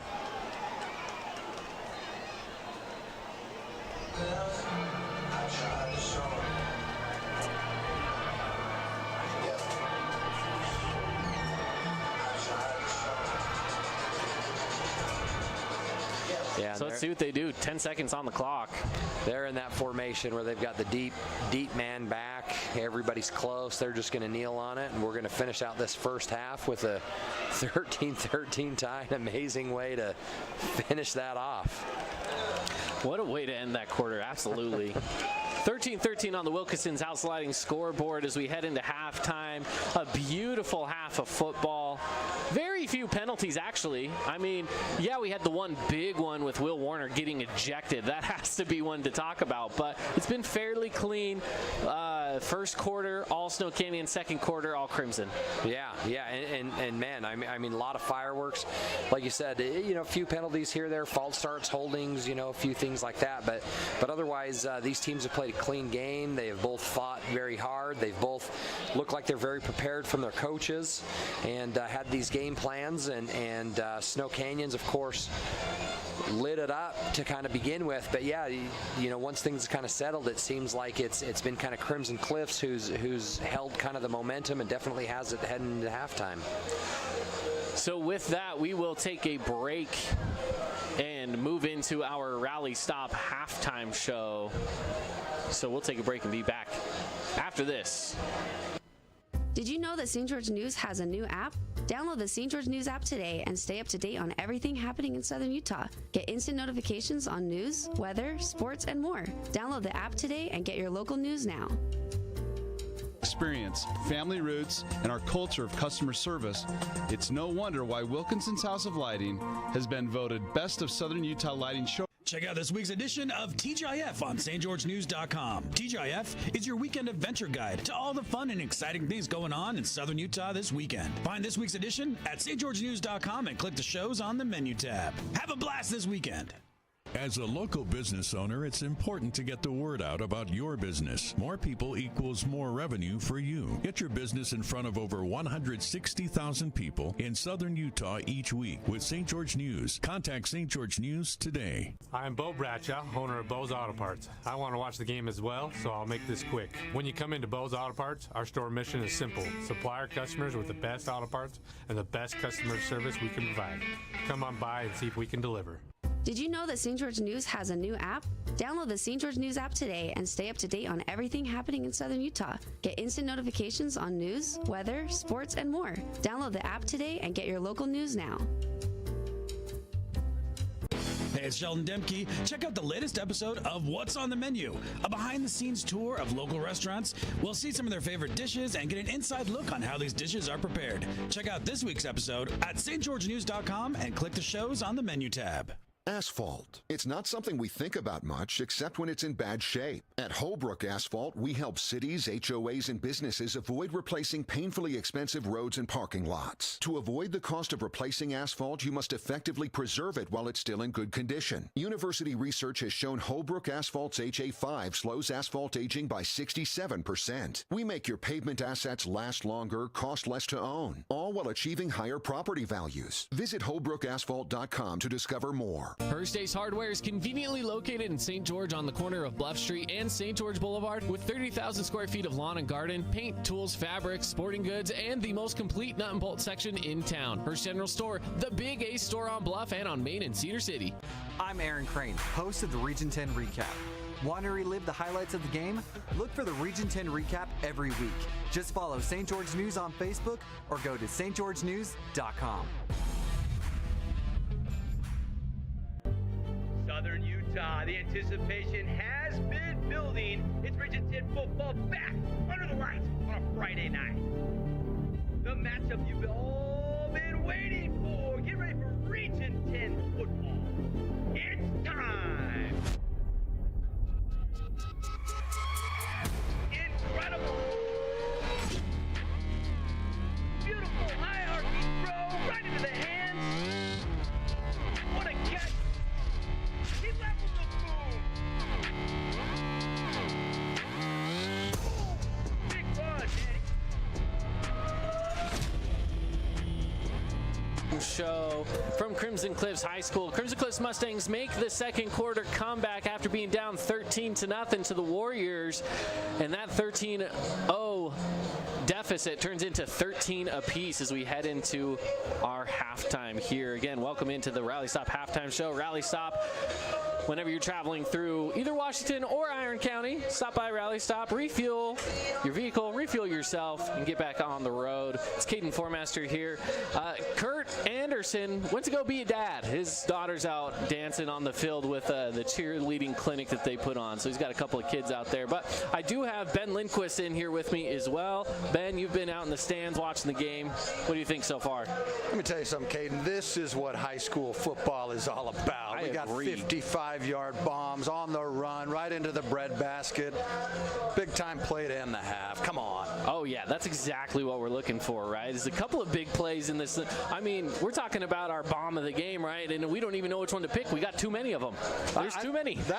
I had a great angle on that. I've heard that Aaron Crane, our guy down on the field, has several images and replays of that thing. I think that's my nomination for the bomb of the game right there. It might have to be. So, hey, I'm loving it. I'm loving it. We've got some good candidates for some good action out there. So, again, thanks for joining us here, whether you're joining us on the radio on 99.5 or 95.3, or whether you're joining us on our stream online, head over to region10sports.tv. A couple of places you can catch this game.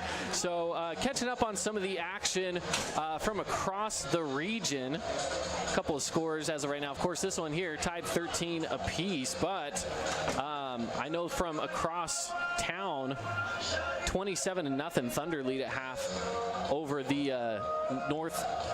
Was it North Sanpete? I think it's North Sanpete, yeah. I think that's what the Hawks. That's your classic homecoming game. You know, you certainly don't want to have someone roll into town and beat you on homecoming. So it's a good win, or a good up half, 27-0 at least. Right. I think Devin Dixon's over there tonight. He is. His son is part of the homecoming royalty over there. So we'll see if he gets anything on that. He tried to come call a game, but his wife, he had to do the right thing. Sometimes you got to do the right thing. Dad. Yep. Across town as well, Dixie is up over Pineview 34-7. So Dixie really packing on the points. But do you know what that does mean, Ben? That means it's the Holbrook Asphalt Big Score dessert. Oh, I'll tell you what. I'm going to run over there tonight. I'm going to load up. What do I get? 5 ounces of soft serve? 5 ounces free, yeah. Courtesy of Holbrook Asphalt. Whenever a team scores over 25, Dixie's put up 34. So no matter what, Southern Utah is getting some. Kurt takes his whole family over there. He's got 9 kids. Well, head on over to Yogurtland after the game. Get yourself some frozen yogurt. 5 ounces. First 5 ounces are free. So those are a couple scores from across the region. I haven't seen any updates yet on Cedar. I'm going to see if I can pull some of those up before the end of our Rally Stop halftime show. But with that said, though, the action here has been nothing but just that. I mean, it's been action. We've seen some bombs happening, as we've mentioned. As Kurt stepped back in. If I had an extra headset for you, Kurt, we got it. I'm going to turn it back over, Caden. Thanks for having me. This is what high school Region 10 football at its best. We got a great region matchup. Huge shout out to Dusty over here, rocking all the producing and everything. Oh, yeah. Kurt, welcome back, buddy. Good to be back. Hop back on in here. Thank you so much, Ben. Appreciate you covering that. Did we get any discussion on these girls out there? Well, you tell us. You're the one that's paying closer attention than any of us are. Is you have children involved with this, right? I do. I got 2 girls in there, and clearly they did an amazing job. But I am too old. I could not catch them whatsoever, so I kind of filmed the entire thing, and I'm sure we'll try to zoom in on that and figure out which one they were. So I got a score update. The one I was looking for, Cedar. I do have a score update over there, and it is 24-0 heading into halftime. Cedar's up? Cedar is up over Hurricane. Oh, okay. So not a bad spot to be in right now for Cedar or Dixie or Desert Hills. All of them leading pretty heavily right now. Yep. Well, we picked the right game to be at. This has been phenomenal. Yeah, it's been great. It's been an awesome one. So now let's talk about our game a little bit here. But I want to do that after we head to a break first. So coming up next, we'll be discussing what's going on here in this matchup. Again, so far, it's been a good one. It's been a good one. So we'll take a quick break, and we'll be back in a couple minutes. We are Utah's financial outfitter, and we're here when it's time for your business to climb higher. Cache Valley Bank. Mountains await. Member FDIC, Equal Housing Lender. Check out this week's edition of TGIF on stgeorgenews.com. TGIF is your weekend adventure guide to all the fun and exciting things going on in southern Utah this weekend. Find this week's edition at stgeorgenews.com and click the shows on the menu tab. Have a blast this weekend. As a local business owner, it's important to get the word out about your business. More people equals more revenue for you. Get your business in front of over 160,000 people in southern Utah each week with St. George News. Contact St. George News today. I'm Bo Bradshaw, owner of Bo's Auto Parts. I want to watch the game as well, so I'll make this quick. When you come into Bo's Auto Parts, our store mission is simple. Supply our customers with the best auto parts and the best customer service we can provide. Come on by and see if we can deliver. Did you know that St. George News has a new app? Download the St. George News app today and stay up to date on everything happening in southern Utah. Get instant notifications on news, weather, sports, and more. Download the app today and get your local news now. Hey, it's Sheldon Demke. Check out the latest episode of What's on the Menu, a behind-the-scenes tour of local restaurants. We'll see some of their favorite dishes and get an inside look on how these dishes are prepared. Check out this week's episode at stgeorgenews.com and click the shows on the menu tab.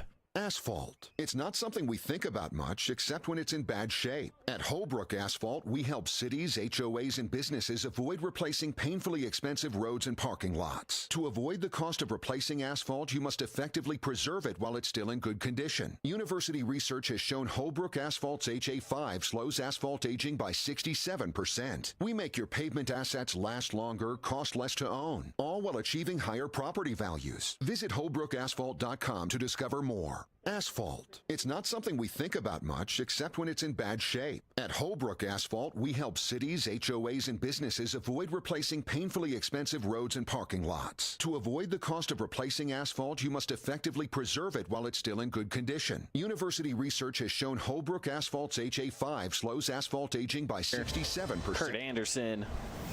Back in the booth. Back at it. Let's go. Inside the Rally Stop halftime show, the score here 13 apiece for Crimson and Snow Canyon. Snow Canyon did it first. Started out 13-0. Crimson answered back with 13 of their own. We've seen big plays on both sides of the ball. Let's start off with the Warriors. They're the ones that got things rolling in the first place. So Talon Kelly coming in, getting the start. Normally is the backup QB. And first thing, he just decides to throw a 38-something yard pass. I mean, he's looked good so far. I'll give him that. He's looked pretty good. He's looked great so far, you know, and what a gutsy call and a great job by the coaches kind of lining that up and preparing that. You know, of course, that play went for a big one, and they were able to punch it in. And, of course, they get the ball right back, and they go back to the exact same play, and that one went for a deep one that actually ended up in a touchdown itself as well. And so, you know, he did have the one interception on the third drive of the game, which might have been one of the big swinging points of the game, Caden. It seemed like Snow Canyon has stopped Crimson Cliffs for a third straight time. No first downs, nothing's happening for them, and Snow Canyon was moving the ball. And look, you know, you don't blame Talon, you know, nothing like that. But it does seem like that's kind of that hinging point where all of a sudden it's kind of stopped for Snow Canyon. They just haven't moved the ball as well ever since that happened. Crimson has a little more momentum, and they're kind of doing the things that they want to do out on the field. And so it's these kind of small things that do make a big difference over time. Yeah, and a big stopper for the Warriors as well was after that big pass that ended with Will Warner getting ejected for the hit afterwards, right? Big pass over to Owen Peterson for the Mustangs. He kind of got laid out flat, and targeting was called, and he got sent to the bench for the rest of the game. Will Warner did. So, I mean, that in itself did kind of feel like a bit of a mood change in the game. And yeah, you know what? Shortly after, Mustangs scored. So to be fair, that's bound to happen, right? Yeah, and on those big plays, you know, I think think it shows a lot of how people kind of want to respond. And, from it, of course, Crimson, they had, I think it was 1st and goal at the 7-yard line at that point, which, of course, it is very difficult for Snow Canyon to stop something like that, especially as that momentum is there. But it feels like Crimson has capitalized on that momentum. They've made the right plays. They've done the right things, to tie it up at that point. It was still 13-0 at that point. But, again, we're people. We love to see those big hits. We love to see the violence on everything, but we got to keep kids safe as well. And from my angle, what I could see is that it was a big hit, and it was a defenseless receiver on that. And so probably the right call by the refs. And so you've got to do that to keep everybody safe out there. Yeah, you definitely don't want to see you don't want to see someone get ejected, but at the same time you got to keep kids safe. Especially someone who's in their senior year of football. Any time missed is always tough. It's always tough, but at the same time, the right call was made. Right. Very, very unfortunate for Will. He's a big time player for them. He's got a ton of speed. He's a big, deep threat. He, like you said, he's a senior. I'm sure all the younger players look up to him, and so that's a huge blow to Snow Canyon. And so they didn't really respond very great with everything right after it happened. Hopefully now with halftime, maybe the coaches have a plan in place, some things ready, and to say, hey, this is what we're going to do the second half to execute the best we can and to perform the best we can, and hopefully for them come out with a win. Yeah, that's exactly what they're looking for. So both these teams, again, heading into it kind of clean slate when it's all tied up like this, but the Warriors had elected to defer, so they will be receiving the ball to start the second half. So Warriors get a little bit of a sway in their direction as they'll get to take over to start things off here. But as we've seen so far, I feel like this still is kind of anyone's game. Coming into this, I would have said, hey, you know what? Crimson's kind of got the full team. Hunter Johnson's on the bench.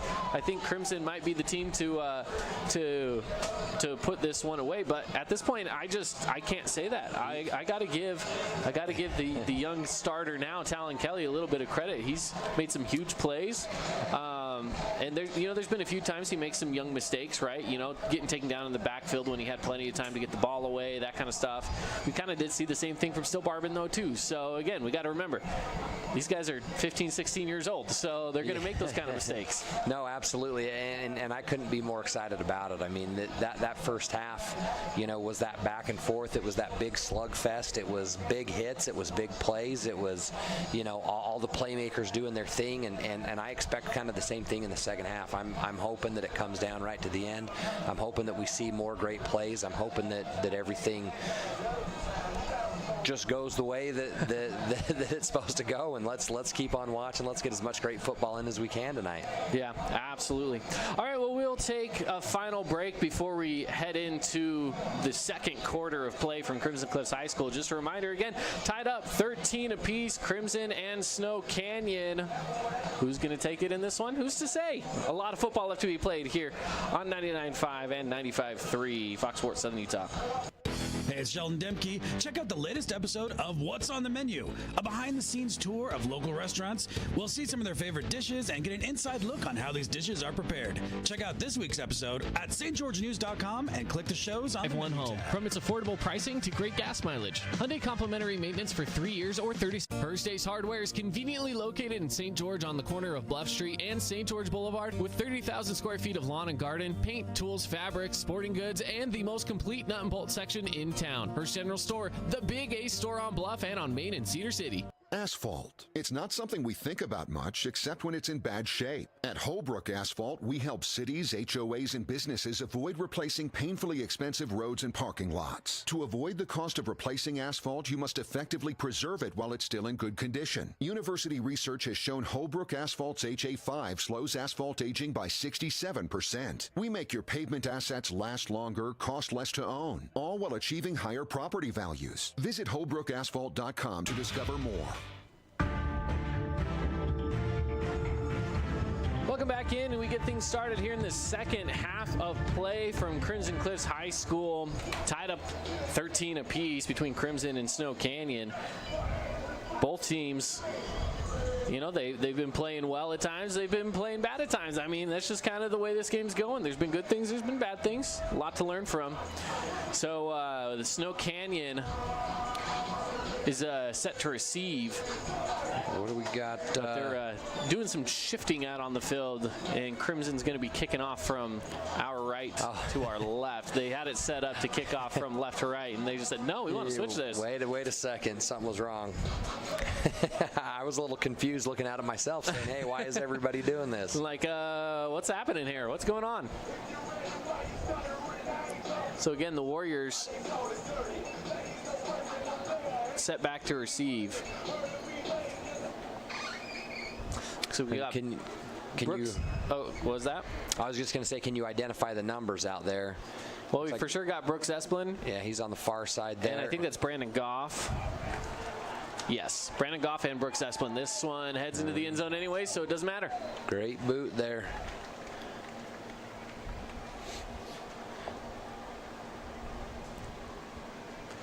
All right, well, take the ball out to the 20-yard line to get things started now for the Warriors. The Crimson defense already out on the field.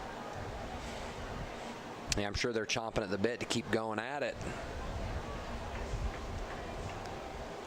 Now, we've had some big defensive plays in this game. We've had some huge offensive plays in this game. So it's hard to really say who is, kind of getting a step up on the other right now. So just a lot happening on both sides. Yeah, and if I'm Snow Canyon, I do exactly what they did in the first half. They had a good running game. They kept some of those passes short and crisp, and were able to move the ball. And I think that they're going to try to get back into that same mindset and that same zone that they had the first 3 drives.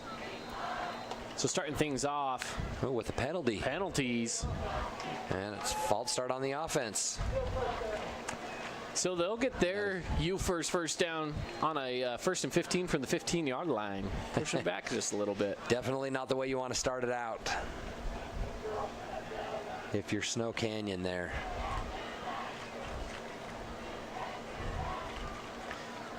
So first down, starting off this second half of play. Snap is away. Taking it himself is Kelly. He's got a lot of room to run. Gets out to the 35 or so, 34 before he's finally taken down. So he gets enough for the first down and more. About a 19-yard run there by Talon Kelly to get things started. That was a great run. I think he pointed up there afterwards and said, hey, don't tell me that that's a bad way to start the half on everything. So, hey, not a bad way at all. He was dodging and juking and moving right through there. Guys chasing behind him, and what a great run there. So, yeah, Talon Kelly still just looking like a seasoned veteran out there. He's looking making all the plays. He's looked very comfortable. Snaps away. It's going to be handed off. Short gain. Couldn't see who that was. Number 2? That was number 24. So that one was Hugh. Oh, 24. Yeah, there it is. 4 was hiding from me. Yep, that was Hugh. Tegan Hugh. Oh, they got a Tegan Hugh and a Tegan Whitehead. Yes, they do. A couple guys named Tegan. All right. Second down and 9 for the Warriors.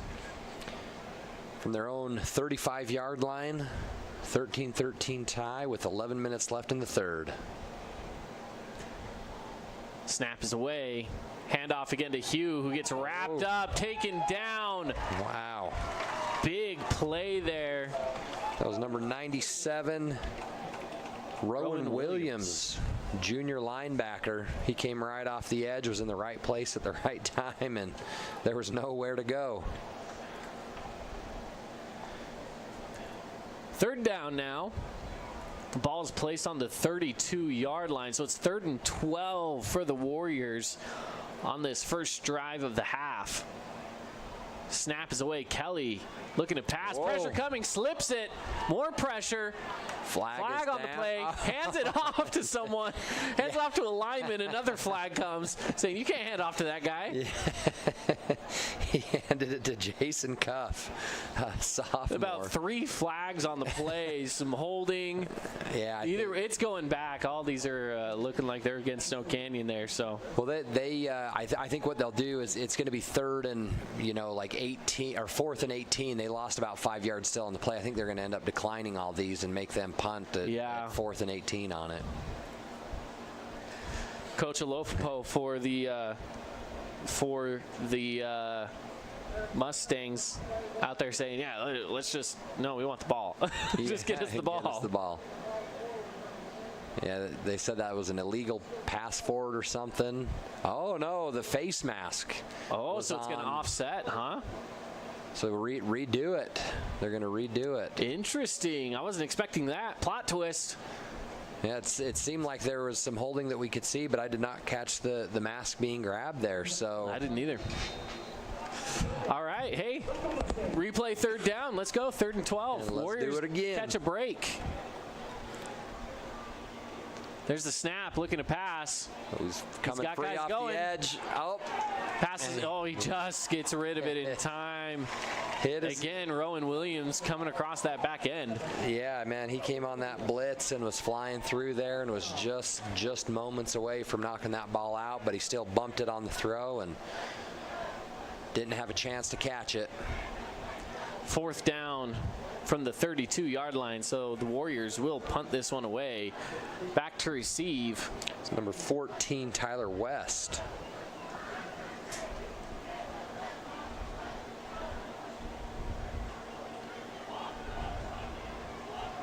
Oh, punt is another flag. Flags start coming out. Never mind. I think we had some false movement start there. Yep. I almost kind of thought it was the center there. It looked like he was maybe going to snap it and then didn't. Yeah, it's going to get pushed back against the Warriors again. So 4th down and 17.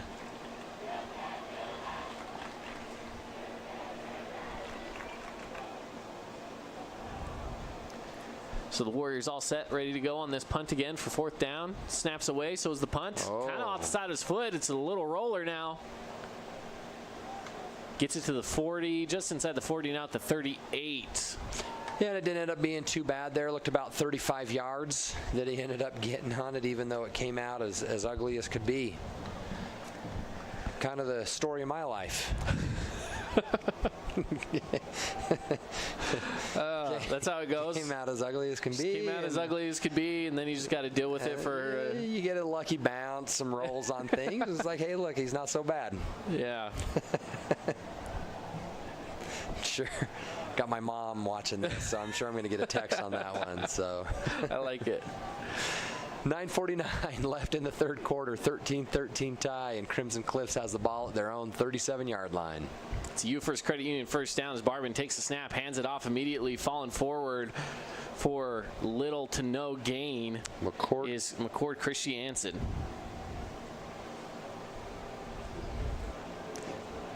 They gave him a yard, so it'll be 2nd and 9.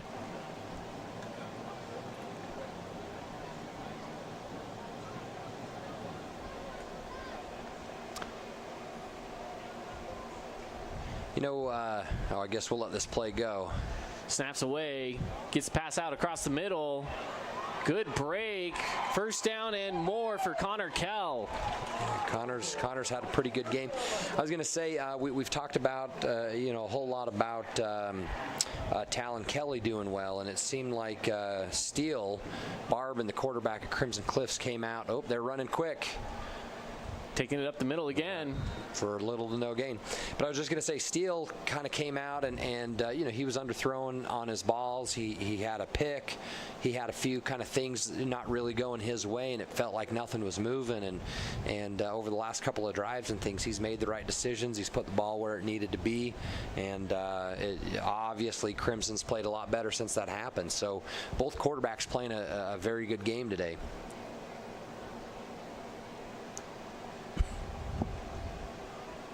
Ball on the 49, snaps away. Barbin looking to pass. Does he have his guy? Into traffic, incomplete. Intended receiver was Luke Childs. That was double coverage there. That's going to leave them in a 3rd and I'm a little confused on the downs here because the board's a little behind. The first down was the run right into the line. They got the first down. They hurried up and ran it right into the line and picked up nothing, and then that pass into double coverage. So, we're at third and 10. 8:23 left in the third quarter with a 13-13 tie. Snap is away. Barban looking to pass. Oh, he's got him. Across the middle. Tipped. Good defensive play by Tegan Whitehead to get his hand on it and tip it away. I think, man, that's unfortunate for Crimson, but a great play by Tegan Whitehead on that. He had Jordan Eaton was a step or two ahead of the guys, and it was just a little underthrown, and Whitehead got up there and tapped that away. Otherwise, it would have been a 6. A little confused on which ball they want to use on this fourth down play. They're saying, hey, are you really going to punt it or are you going to throw it or something? Make sure they get the right ball out there. They are back to punt and back to receive. Looks like it's Jake Hill for the Warriors back to receive this one. Here's the snap. And the punt is away. It's a pretty decent punt. Yeah, that's looking good. That'll pin him inside the 20. Right at the 15-yard line is where that went out. Yeah. So again, about a 35-yard punt. A little back and forth there. And Snow Canyon will see what they can do with their second possession of the second half. So as we get ready for a change on the field between offense and defense, a little update. It looks like the Flyers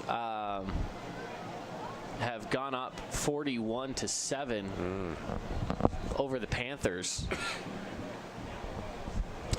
Well, they got a little delay down there, Caden. I'm thinking that it's probably got to be Dixie and, well, maybe Snow Canyon or Crimson are probably the top 3 teams record-wise, right, in Region 10? Oh. There's a holding on the kicking team. You're going to make them replay it. So they're going to have to re-kick. But, yes, with that said, you know, it depends on if Crimson wins tonight. If Crimson wins tonight, they will still have one loss. It looks like as of right now, I don't know if Pineview's coming back from 41-7. So a Dixie win, they'll also have one loss. So they'll stay even with Dixie. Snow Canyon, if they get a win, they'll actually be tied with Crimson at 3-2 if Snow Canyon gets the win here. So, but in region games, they'll have the tiebreaker on that. They'll be ahead because. True. Snaps away again. There's the punt. Another beautiful one. And this one takes a good roll. Can he stop it? Oh, not in time. It rolls into the end zone. That almost was a better punt than the last one. It was a great hustle. I can't see the number out there that was chasing it down. 14 is Tyler West. That ball hit the ground and was just rolling across. It hit about the 20-yard line and just kept moving.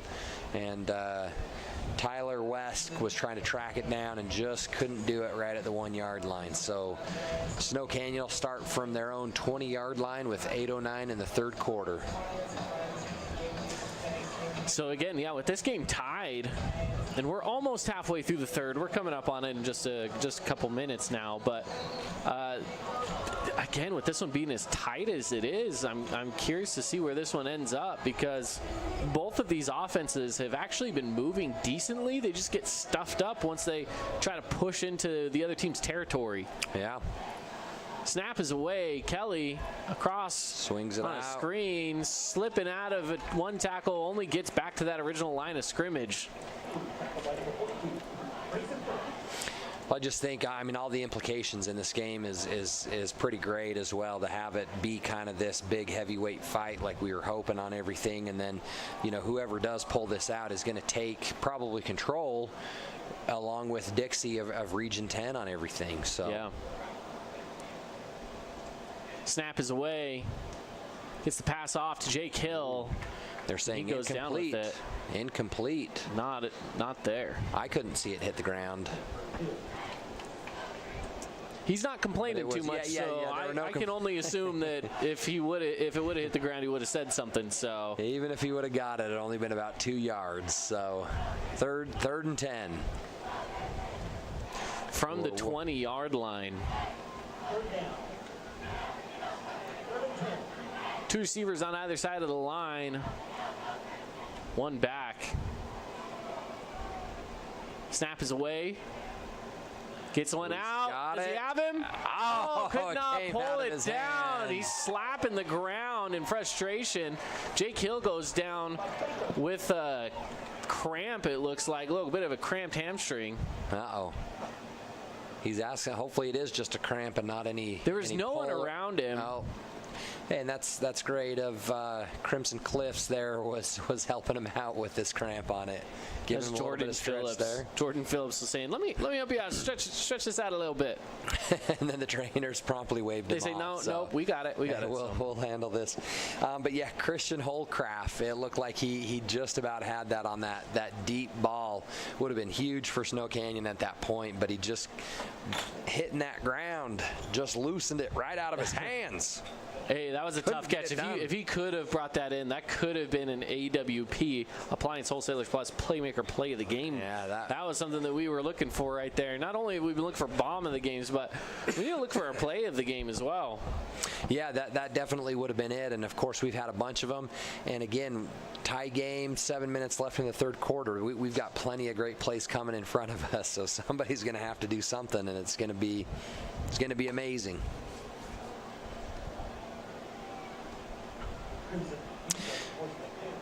Yeah, it's so far been an impressive defensive game. And you know, I got to credit the offenses, too, because they've really gone for it on some passing plays. Sometimes it's been there, sometimes it hasn't.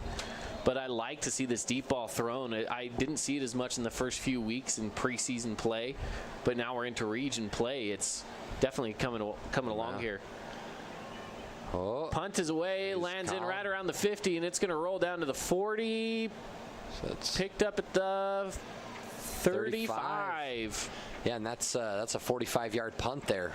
Went about 30 in the air and then got that 15 extra yards on the roll. So, you know, once again, special teams seems, I mean, I guess we both had, again, ups and downs. There were a couple of missed extra points, a couple of bad snaps on some things, but there's also been some big plays that can really adjust the field and force teams to go a little bit longer, a little bit shorter. So here we go. It's You First Credit Union, first down. You First Credit Union, your first choice for Credit Union in Southern Utah from the 35-yard line for the Crimson Cliffs Mustangs. Still, Barbin takes the snap, hands it off, big hole. Loses a guy 10 yards and more. That's a 17-yard pickup for Mason Topalian. Yeah, that's a great call right there to do kind of the delayed handoff on it, and that hole was wide open as soon as they saw it wasn't going to be a run, and then it was. Quick snap. Topalian again is going to be taken down quickly. It's number 36, Ryder Holt for the Warriors. And as he's still kind of laying down on the ground and limping off. That can't be good either. You said that was Ryder Holt? Yeah, number 36, Ryder Holt. Oh, he's not on mine. That's why I couldn't figure it out. At least I assume that's who it is. That's what I got. Somebody will tell us if we're wrong. I got 36 on is Ryder Holt on 2 rosters. So okay. Pressure coming. Oh, just gets it away in time for a little bit of a gain as well. Connor Kell. Man, that's an incredible play by Steele right there. And now Kell's limping off the field. He'll be all right. He got a little bit of a twist in that leg somewhere, I think. Man, they were setting up that screen, and the they're having him stretch a hamstring, actually. The O-lineman gave up their position just a little bit quick, and Steele had 2 guys right in his face as he's trying to top that. So, incredible play right there to get that to his man. Third down. 4 yards to go from the 42 inside Warrior territory. Crimson Cliffs marching down. Snap is away. Barbin looking to pass out to the right side. Got him open. Has Jordan Eaton. Gets it for a first down and more. Slips one hole and finds his way down to the 29-yard line. Jordan Eaton on a big gain for the Mustangs. He looked awful slippery right there, man. He had 2 guys right in there, and he just kind of fell right in between them. You First Credit Union, first down for the Mustangs at the 29-yard line. There we go. Barbin takes the snap, looking to pass. Plenty of time. Pressure finally starting to come. He gets pass away into the end zone. Wide open. Touchdown. And that's number 11, Boston Adamson. Wow. So that kind of Holbrook asphalt replay here on the video stream. Still Barbin, all the time in the world, has a wide open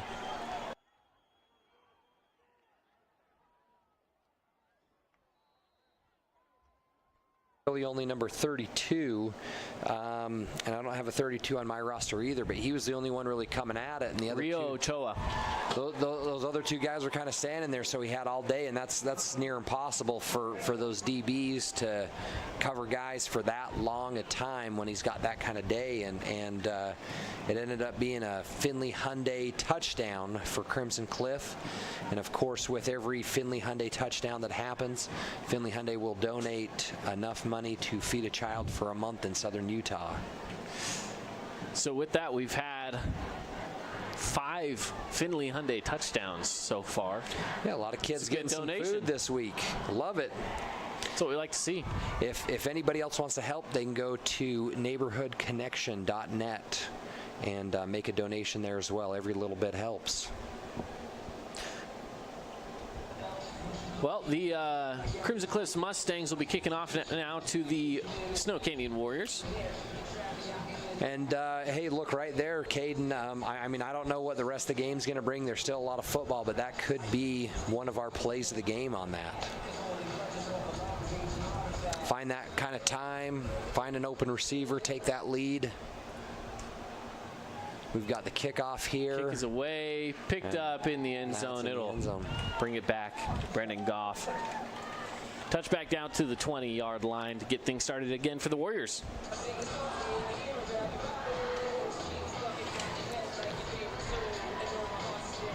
Well, and now, I mean, to me, this has got to be, and again, it's tough to put all the pressure on Talon Kelly, but this has really been his game, his night, his team on everything. He has played very well. He's been in each of those times he's responded and been able to kind of put stuff together, and this might be kind of one of those crucial parts of the game. Crimson Cliffs has 20 unanswered points on them, and if they're not able to kind of swing any momentum or give any pushback on anything, that this could start falling away from them as well. Snap is away. Kelly sends the handoff, and it is no gain on the play for the Warriors. They'll bring up 2nd and 10.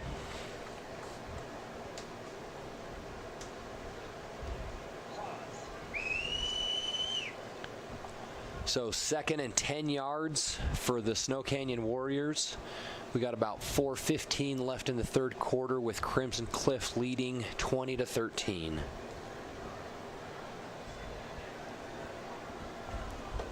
Second down for the Warriors. Now the Warriors have 20 unanswered points from the Mustangs. You know, if those first few scores happen within 5 minutes of the game kicking off, and they have just been quiet now. As Kelly gets a big pass off, has this guy open. Stretched out for it, was not there. He was, if he could have hauled that one in, if it was just a half a yard shorter. And I didn't see. He's down with a, that's again Jake Hill, who already was laying down with hamstring issues. Looks like he's laying down again with some more hamstring issues. He's struggling out there. He's got to get some water. His helmet. Yeah, he's hurting. Yeah, that is too bad for Snow Canyon right there. That was a great throw. He takes the hit as he releases it, but he's got 8 yards on his man on that. He was wide open. It's a shame he wasn't able to pull that in, and looks like they might be talking to the refs. There was a little bit of a shot on Talon Kelly just as he threw that, and maybe there's some question down there as some of the players are talking to the refs. So a little bit of a timeout now with the injured player down there. Again, that is number 3 for Snow Canyon, Jake Hill. Jake Hill, and he's up. Yeah. Well, I shouldn't say he's up, but he's getting stretched out, trying to find his way back on his feet. He's got 5 different people hanging out around him, trying to get him stretched out there. Good news is that it is just looking like a stretch. I kind of thought maybe, I mean, he Supermaned out for that. He gave it everything he had, sold out on it to pull that ball, and I thought maybe he got the wind knocked out of him hitting the ground so hard. But yeah, it's definitely looking more like it's cramping on everything. Yeah, so as he continues to try to get stretched out there. Again, the score right now, 20-13 on the Wilkinson's House of Lighting scoreboard. Crimson Cliffs leads over Snow Canyon with 3:46 left to go here in the third quarter. So a lot of football left to be played. This game kind of moving slowly compared to how we normally see it go in Region 10, but a lot of passing plays, and you know what? That's usually tends to be a slower game when the ball's in the air. Ball stops the clock a lot on incomplete passes. We have had a few cramps and some injuries and stuff like that. Luckily, nothing too serious that we know of or aware of. And but at the same time, I mean, I'll take it. We can slow this down. We can extend this as long as we want because this game has been fantastic. And hope to see a lot more big plays coming. Absolutely. Anything to make this game a little more exciting, right? I like those big plays as those happen. But just an update on Jake Hill, still out there getting stretched out. He's still sitting on the ground, but looks like they finally got him at least somewhat up, and there he goes. They got him popped up. So. Well, and that's, maybe a big blow for them as well. I mean, they're already down one receiver. Jake's been a great weapon for them tonight. And so hopefully he's able to get that resolved real quickly. Otherwise, Snow Canyon's looking more and more depleted and losing these guys that they've counted on so much for. Well, when you think about it, you've lost Hunter Johnson before the game starts. You lose Will Warner due to him being ejected from the game. And now you've lost Jake Hill, potentially due to injury. I don't know if he'll be back or not, if he can get to a point where he's stretched out enough to go, but it's tough. Snaps away for Talon Kelly with pressure coming quick. It gets to him, and he goes down. Was that? I think it's number 99. Yep, number 99, Caden Hawes. I don't know if I saw the ball come out on that, but it doesn't look like it did. And that's again unfortunate for Snow Canyon, and they've really got to do something to kind of flip this momentum back the other way. Those 20 unanswered points, the offense hasn't been moving the ball quite as effectively recently, and definitely tough right now for the Warriors. It's a long fourth down. This one about to be punted away. Pretty good punt as well. Falls in. Wow. Good roll. Gets down to the 31. 40, 50. That's a 60-yard punt. That's like a 56-yard punt right there, man. That guy booted it. The return man thought it was, I don't know, maybe he thought it was out of bounds. It bounced right next to the out of bounds line, and then it rolled for another 15 yards on it. So that was something great for Snow Canyon. Definitely had quite the bounce there, didn't it? Impressive. All right, so the Mustangs will start again with the ball here on a U First Credit Union first down. Keeping it in their own territory on the 31-yard line. Again, the score right now on the Wilkinson's House Lighting scoreboard is 20-13. Crimson leading this one. 2:51 left to go in the third quarter. Don't forget, you can watch this game live on region10sports.tv. Region 10 Sports. Oh, hit as he throws. Barbin got hit pretty hard, but no flags or anything on the play. It definitely was a legal hit, but he got the ball off just in time. It'll replay it. Second down now, 10 yards to go. And yeah, that ball got caught up in the air a little bit and floated on him, and Brandon Goff was the DB on the receiver and was just a step or two away from being able to intercept that and having one of those game-changing plays that might kind of shift everything.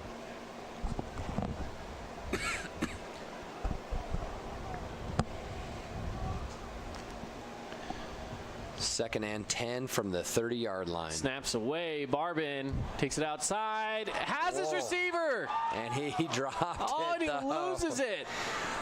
Oh, he dropped it. Luke Childs had it. Man, it was right there. And, you got to give credit again. That was Brandon Goff that kept pawing at that ball even as they were going to the ground. And I think he was the one that ended up ripping that out at the very end and not allowing him to complete the catch on it. So to bring up third down from the 31-yard line. Tough break for the Mustangs. You could have just had yourself the ball on another first down from inside Warrior territory, but instead it's a 3rd and 10 from 31 again. Steele Barbin back in the gun, takes the snap, looks to his right, rolls out to his left. A lot of pressure coming towards him as he throws it across his body and out of bounds. Well, if you're Snow Canyon, that's exactly what you were looking for there. Those players fought. They got after Barbin, forced him out of the pocket twice, hit him on a throw. Defense did their job definitely right there. And now the offense is going to have to do something.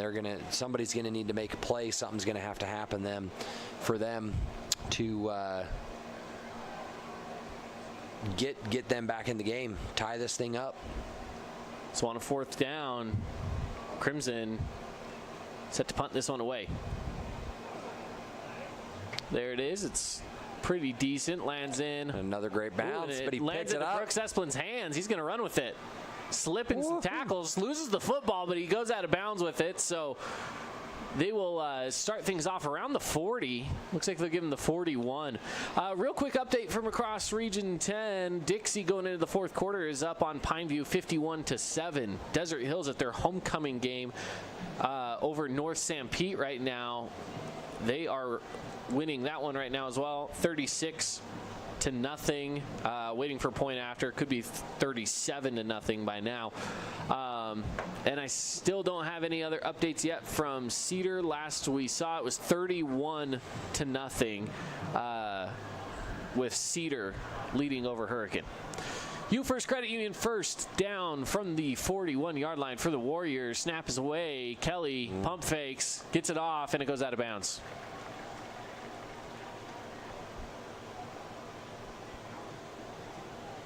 I'm trying to think there what he was looking at. It felt like on that first time the receiver was open and he just kind of pumped fake it, gave it a little more time, and didn't quite happen. But maybe there was something blocking his view or something, and a reason that he pulled that back in.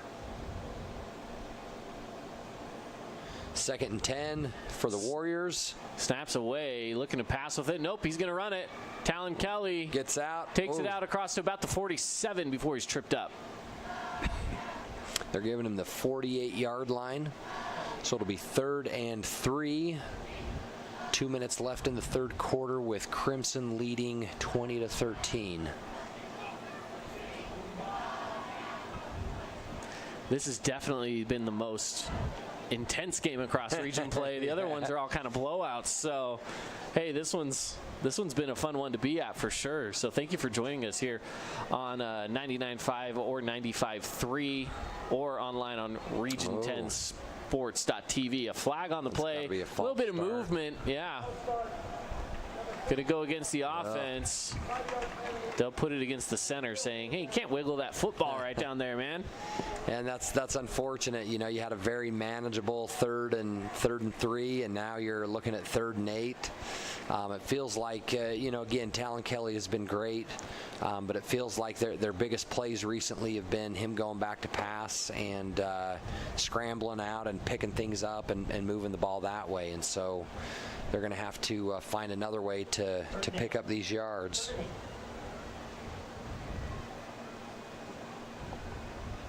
Snap is away. Kelly looking to pass, gets it across the middle, has his receiver bumped a few times.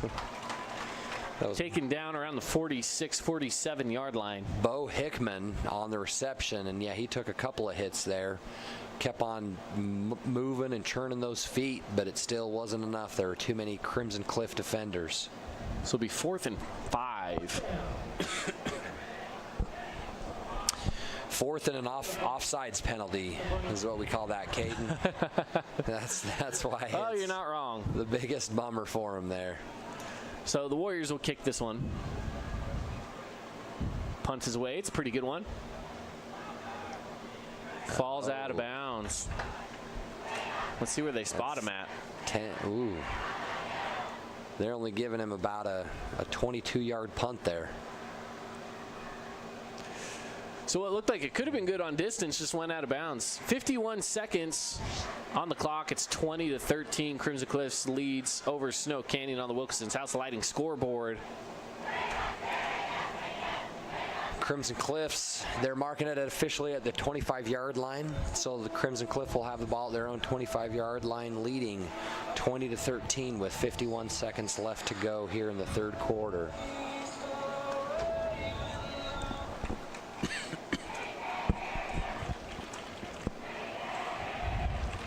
It's going to be just a little touch pass to Connor Kell. Takes it forward for a solid gain, almost to that first down marker, but he'll be a yard shy. 2nd and 1. That was good to see Connor back out there. He, of course, limped off last series with, I don't know, maybe a cramp or something like that, but glad it wasn't anything serious. Bubble screen. Getting it away, not quite there. Steps out of bounds. Tries to go away with it, but enough for a first down. Yeah, Boston's having a great game. He took that bubble screen, and he kind of slipped a few guys, and he would have had 6 there, but apparently he stepped out of bounds at the 42-yard line.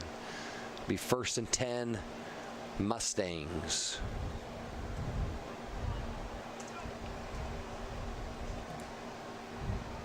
All set, ready to go.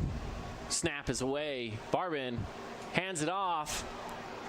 Christiansen goes with it. Good gain for first down a little bit more. Is 18 seconds, 19 seconds. Sit on the clock before the end of the third quarter, rolling closer and closer. It's another First Credit Union first down. They want to use this momentum up before they hit that buzzer at the end of the third. Pass across the middle, picked off. Bo Hickman picks it. Wow. And he goes down to the 48-yard line. Bo Hickman with the big defensive play for the Warriors. Man, you know, Caden, I was just thinking right there. Oh, let's go back to the asphalt replay. Woo. Good He pick. was wide open. Picks it at the 36, takes it all the way back to the 48. And the Holbrook asphalt replay. Bo Hickman says, hey, excuse me for a minute. I'm just going to climb this ladder and take that ball out of the air. Oh, yeah. But I was going to say, hey, look, that's got to be a crucial part of the game. Crimson driving, looking to go up 2 scores, heading into the fourth quarter. And what a crucial play there, crucial part of the game. Hey, Bo's Auto Parts, crucial part of the game, that's right? That's what I was trying to get out of my mouth right there. I couldn't figure out how to say it, so... Passes away. It's picked up and held up strong. There is Carson Nowatzki. He gets a little bit, maybe about 3, 4. Oh, they give him like 5 on it, actually, with some forward progression. That looks like that's the end of the quarter there. Yeah, with the end of the quarter coming up, again, as you mentioned, though, that was definitely a, as we like to call it, crucial part of the game, or Bo's Auto Parts crucial part of the game. And, hey, if you're missing that crucial part on your vehicle, head over to Bo's. So we'll take a minute break. We'll step away and be back with you at the fourth quarter here on Fox Sports Southern Utah and Region 10 Sports.tv. Did you know that St. George News has a new app? Download the St. George News app today and stay up to date on everything happening in Southern Utah. Get instant notifications on news, weather, sports, and more. Download the app today and get your local news now. As a local business owner, it's important to get the word out about your business. More people equals more revenue for you. Get your business in front of over 160,000 people in Southern Utah each week with St. George News. Contact St. George News today. Asphalt. It's not something we think about much except when it's in bad shape. At Holbrook Asphalt, we help cities, HOAs, and businesses avoid replacing painfully expensive roads and parking lots. To avoid the cost of replacing asphalt, you must effectively preserve it while it's still in good condition. University research has shown Holbrook Asphalt's HA5 slows asphalt aging by 67%. We make your pavement assets last longer, cost less to own, all while achieving higher property values. Visit holbrookasphalt.com to discover and coming to them for your auto parts needs. Welcome back into the action. Starting things off here in the fourth quarter from Crimson Cliffs High School. Crimson leads right now 20-13 on the Wilkinson's House Lighting scoreboard. Snap is away. Oh, fumble. Picks up his own fumble. Is Talon Kelly. Whoa. He's pushing forward. He gets right back to that original line of scrimmage somehow. Kind of impressive, I'm not going to lie. For any of you that were watching it live stream, we got the Holbrook Asphalt replay. But, yeah, there was a fumble on the exchange. Ball popped right back up into Talon Kelly's hands. He was 15 yards back of where the line of scrimmage was, and he wiggled and moved and found his way back to the line of scrimmage. So it's 3rd and 5 from the Crimson Cliff 47-yard line. Snap is away. Kelly passes it across into the flat to Tegan Hugh. Oh, he got it. Brings it out for the first down and a yard more. Moving those chains. It's a U First Credit Union first down. Hey, and what a great play there by that receiver, man. He looked bottled up, and it looked like it was going to be tight, and he really fought and pushed his way through to earn that first down.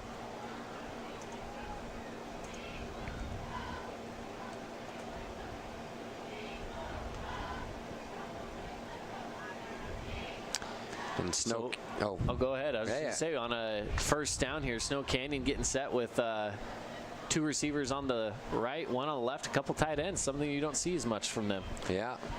Fakes the handoff. Kelly's keeping it himself, goes forward with it, takes a solid hit, and just pushes his way forward continually. Yeah, it looked like my roster doesn't show what year Talon Kelly is, but I think he's a sophomore or junior. I don't remember. Let me look real quick. Well, no, he's a senior. He is a senior. Is a senior. Okay. Well, I was going to say, man, he's plowing into guys. That's a couple of times that he's had people in front of him. He's not going for any slides. He is going to lay the hammer and push through. Snap is away. Passes this one off to Esplin. Esplin slips one tackle. Gets taken down. Man, I tell you what. Close to that line to gain. They got him a yard short. I think he's a little bit short. A yard short. But, man, that Esplin is a fun kid to watch. He is just slippery and slick out there. You know, the play was designed to go one-on-one, him versus his guy, and he was quick and moved right out of there. And, of course, everybody flooding over for the tackle on it, but not before he picked up 4 or 5 yards. 3rd and 1 from the 34-yard line is Snow Snaps Canyon. Away. They Gets got the pass it. off. Jake Hill back into the game. Got his first down and more. I'm glad to see him back out there. He was down for quite a while trying to stretch out those legs of his, but it looks like he's back in it. Yep. And Snow Canyon is doing what they need to do right now. They are moving the ball. They have, gained 40 yards so far on this drive. They look good. And, yeah, we're in for some fireworks to finish this game off, huh, Caden? Yeah, absolutely. So the Warriors just a couple yards outside of the Cache Valley Bank red zone.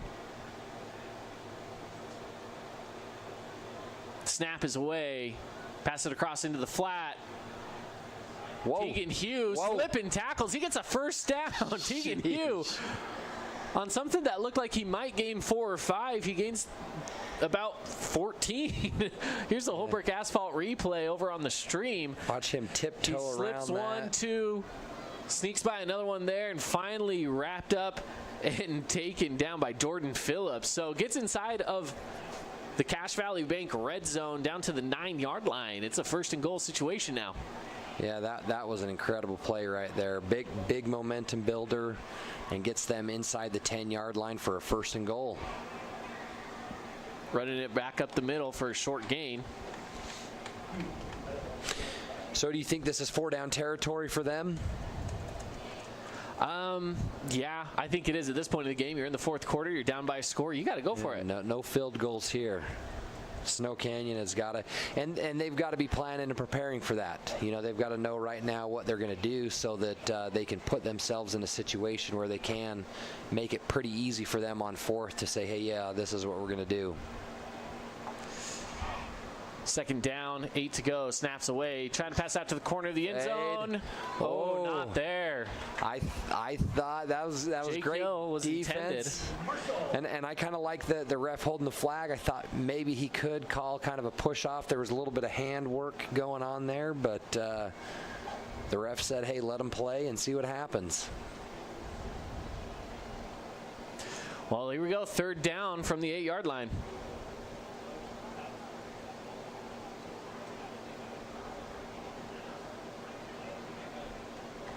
They're looking to the sideline for the next play. Snaps away, looking to pass. Dodges. Slips away one, but gets taken down in the backfield. Huge play there. Scott Nyson.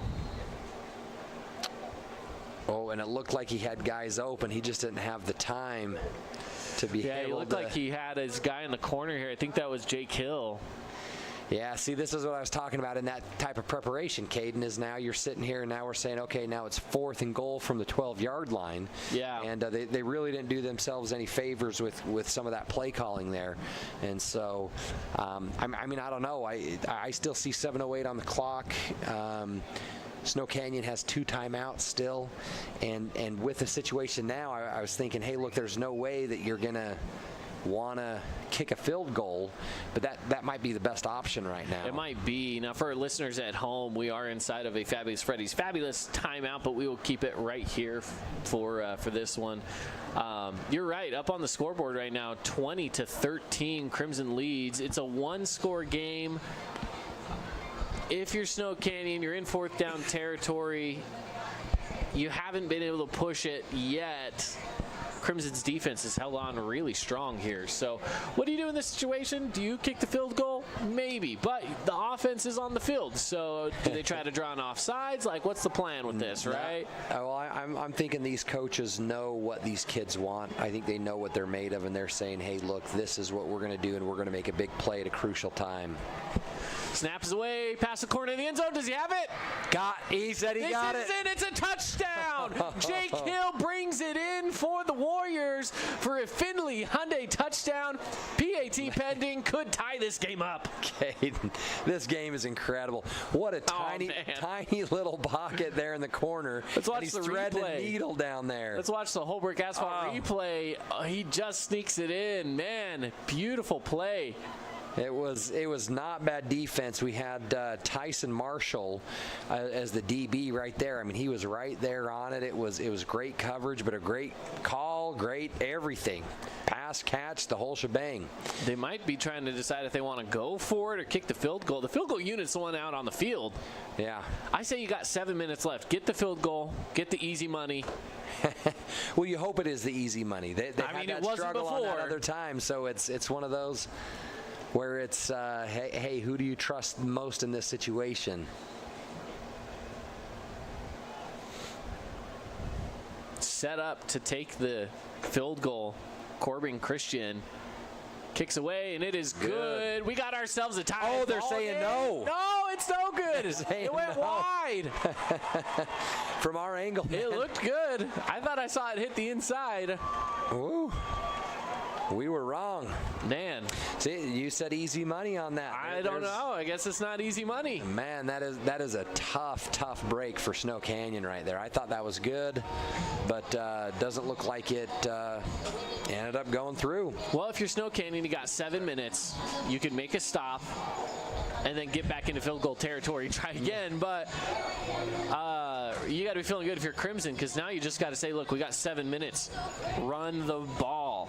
Yeah. Get first downs. You got Topalian, Barbin, Christiansen, all of which can do things on their feet, right? They can Just get those first downs, a few yards at a time. Hey, yeah, and that's what Crimson's got to be. The thing is they haven't done a great job at establishing that run. I mean, when they have run it, they've done pretty good, but they are a passing team. They love to chuck the ball around. They love to do this, and so we'll see if they do change it up a little bit and try to milk some of that clock. Well, Snow Canyon getting ready to kick it away here.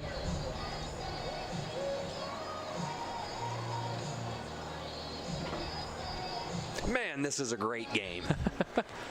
All you people watching got hooked up. Oh, and it's finally picked up. Topalian takes it across the 10, the 15, 20. He's got a hole, He's got some too. blockers. He's got a hole. He's going with it down to the 45 before he's knocked out of bounds. And looks like we've got an injured player out there on the field. I couldn't tell what number it was, but the number 18, Owen Peterson from Crimson Cliffs, called people out right away saying, hey, look, you got to come help this guy out. So hopefully that is nothing serious. Trying to see if I can get a view on what the player is. It is a Snow Canyon player, of course, but both sides taking a look.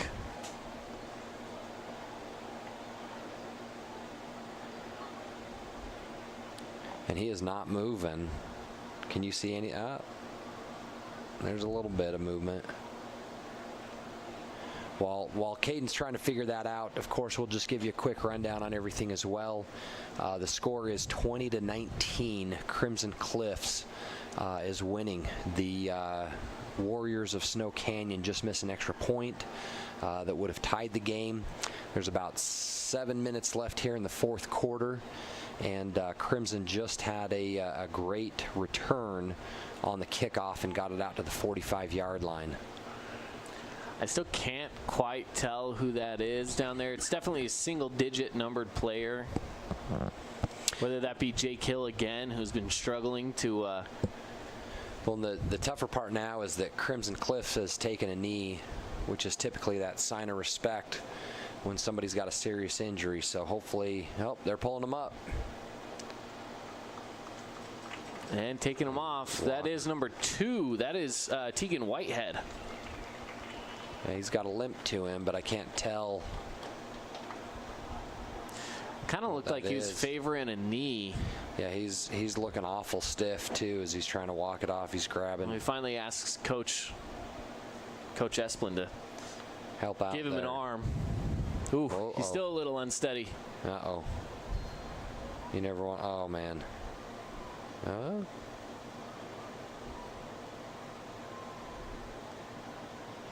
Well, as they walk him off the field, the play's getting ready to get set up again. It's a first down, starting things off here for the Mustangs. They're at the 45-yard line in their own territory.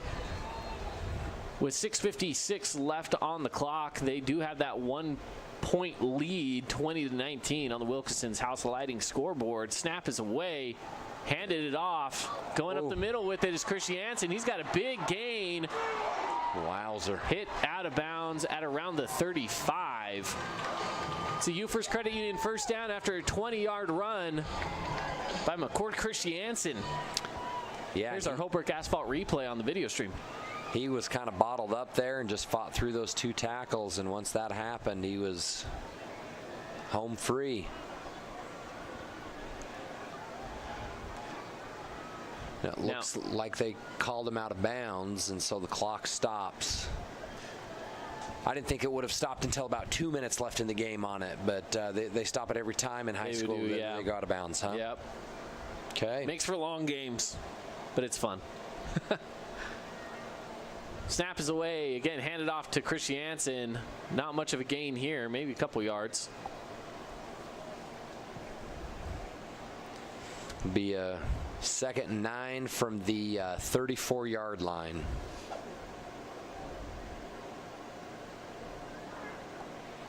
Well, Desert Hills has a final score of 44-0 in their win over North San Pete.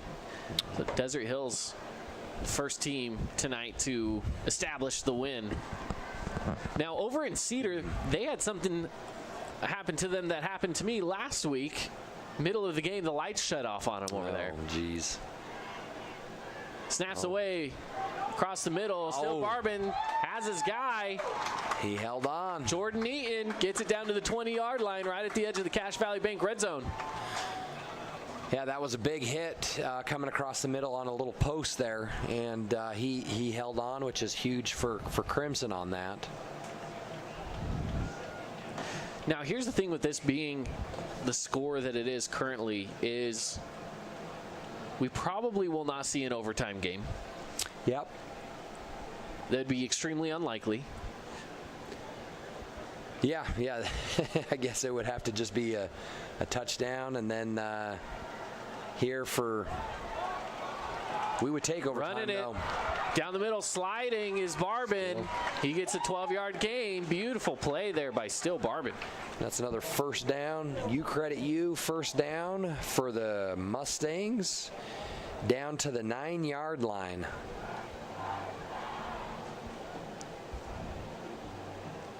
And he did stay in bounds that time, which I know Crimson wants to start running out the clock a little bit on everything.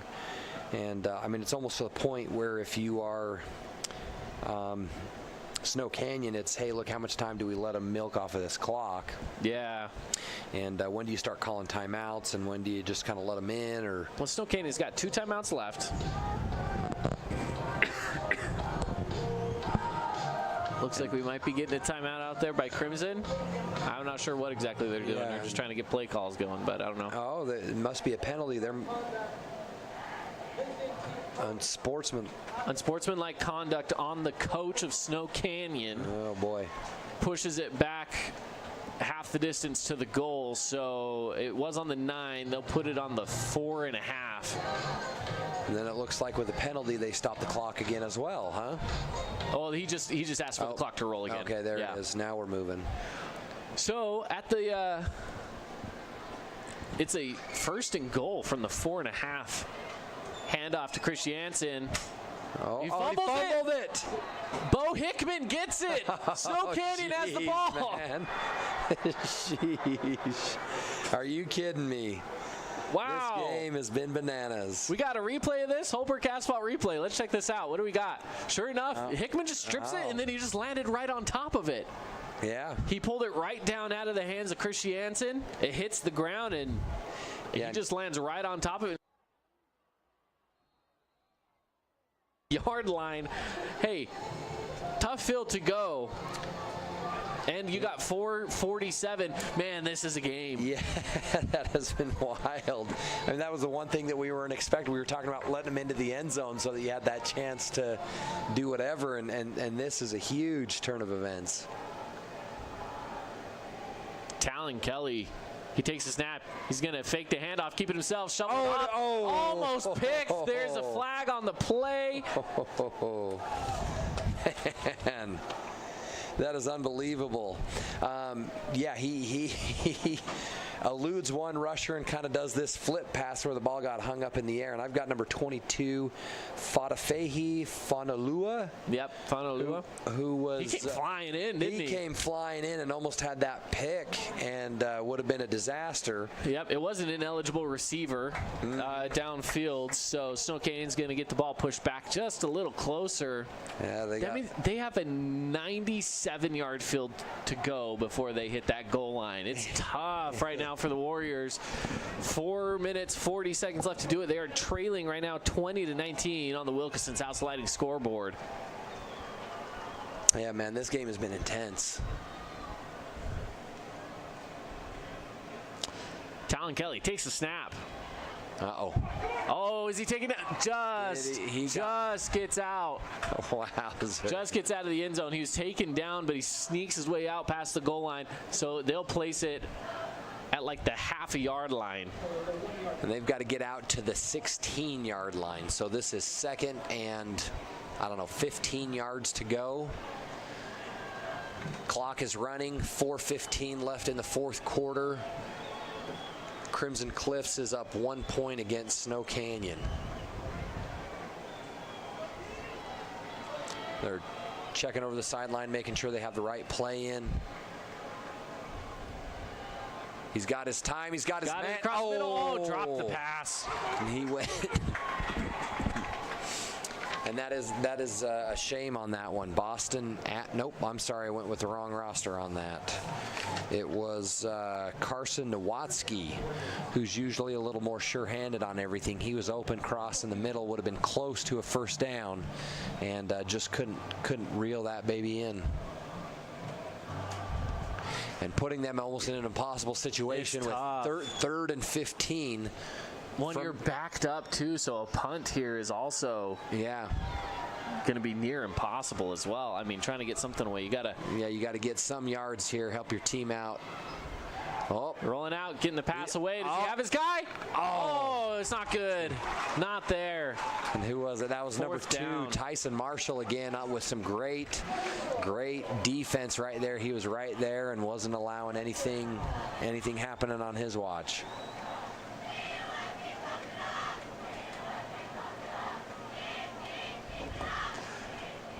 All right, so with 3:52 left to go, it's a 4th down here. Snow Canyon might be punting this away. I guess we'll see. They're going to try. Yeah, they are going to try it. I think it feels like Crimson has been close on a couple of these others. This could be kind of a dangerous situation for them.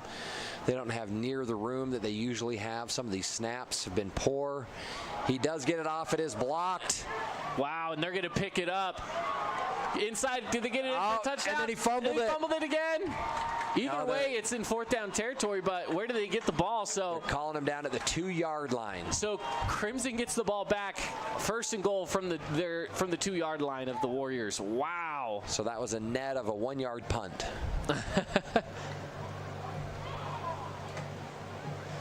We got the Holbrook asphalt play there. Oh,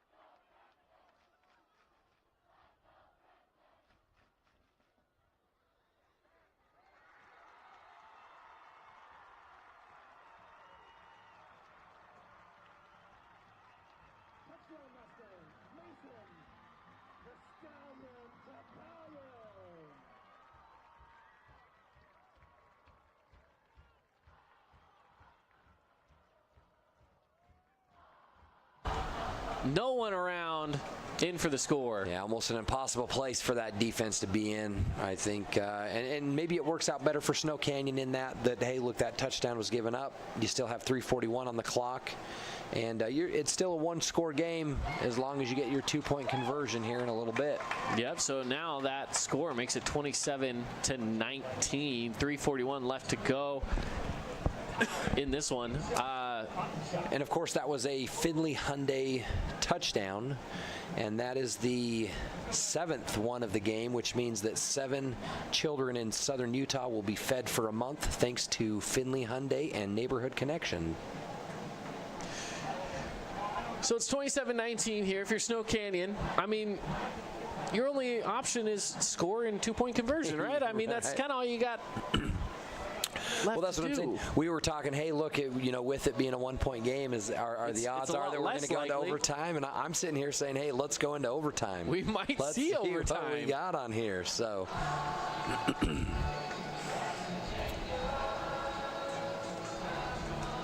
And this should be a little better situation for Snow Canyon on everything as well. That last one was tough. Of course, they loved getting the turnover and having that momentum and saying, hey, look, can we do something? But clearly they weren't, and they got stuck down there. And with such small amount of room to be able to operate it was difficult for them. Kicks away. It's picked up at the 1-yard line by the Warriors. Taken out past the 25, the 20, out to the 30, excuse me. Pretty good run out there. Yeah, I think that was Samaje Thompson. I think it was Samaje Thompson. A great return, puts him out to the 30-yard line. A little bit of breathing room, only 70 yards to go with 3:32 and 2 timeouts remaining.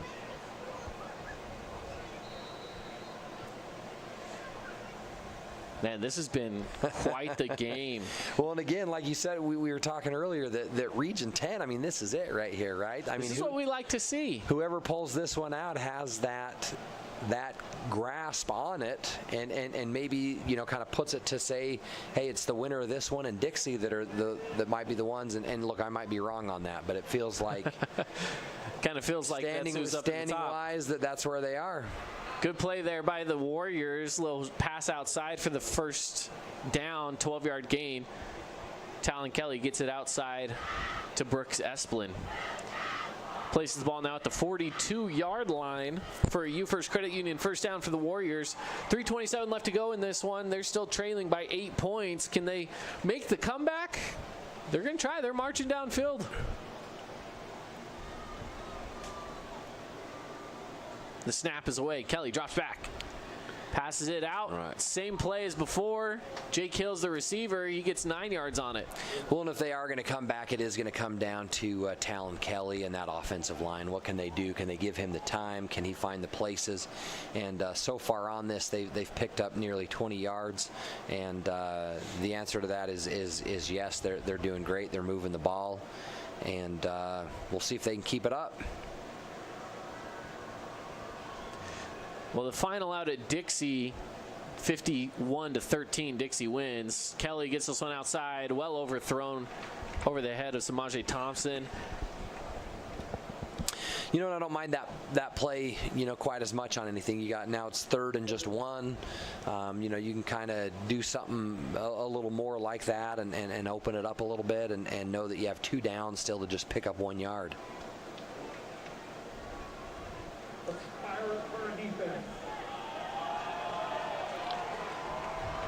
I've liked Talon as well, running the football, man. He is shifty. He's been great. Snap is away. Kelly. So there he goes. Wide open. Oh, wide open pass has it. Brooks Esplin down to the 36. I was looking at the running lane that he had. It was gigantic, but Brooks was wide open too. He had the wide open pass as well. Oh, and they spike it, huh? Well, that's an interesting call. You got 2:45 left and 2 timeouts. I don't understand. I know. Why bring up 2nd down and 10? Whatsoever. You have plenty of time. That is odd, Caden. You figure you've only got 37 yards to go. I would think that every down that you get, that might be one of those. Well, you already set up. If anything, you know, if you, I don't know, just do a quick little run, quick little play to pass the ball out to the outside. Pressure coming on Kelly. He slips it. Oh, man. He forces a way in. He only gets a yard on it, but he lowered his shoulder into the defense, pushed forward for a yard. Talon Kelly's not afraid of anybody. Yeah, man. He was the one delivering the blow on that one. But, you know, props to the defender who still hung on to him and still wrestled him to the ground. That's the most important part and the job that he's supposed to do. But we're looking at this now, and it's 3rd down and 9, and that batted down pass seems like a big mistake. Pass away. Does he get it? Ooh, a little bit of a late hit. They don't need. I don't think they threw the flag on it though. No, they did not. It's a 1st down. I saw a moth flying by and I thought, oh, is that it? Nope. It was the moth. It was just a moth. It's just the moth. U-First Credit Union 1st down for the Warriors. 2:09 left to go. They're marching downfield. They've started in quite the predicament, basically allowing Crimson to score after giving them the ball at the 2-yard line. Man, this game just keeps on giving. Yeah, absolutely it does. Snaps away. He's got Kelly all day. In the middle, overthrown. He had his guy wide open. The adrenaline got to him, and he just overshot him a little bit there. Yeah, he had Bo Hickman wide open in the middle of the field and just overthrew the receiver. It's one of those cliches where it's, man, I bet he'd love to have that one back because absolutely he was open, and that would have been you know, another 1st down, probably put him inside the 10-yard line. Here's the snap. Kelly dropping back across the middle. Has his guy Jake Hill at the 10, pushing forward, gets about to the 7 before he's taken down. Sheesh. Jake Hill, who's gone down multiple times this game with hamstring issues, some tightness. pushes forward for a first down to a first and goal situation inside of the Cache Valley Bank red zone. Man, this is intense. This is getting good. Holy cow, dude, I love it that these players are sitting there living this actual moment.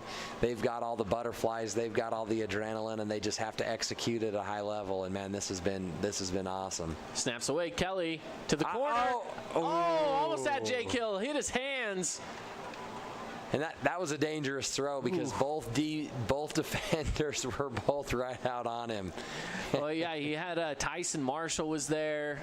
And I'm trying to remember, was it Jay Sweeten that was also out there?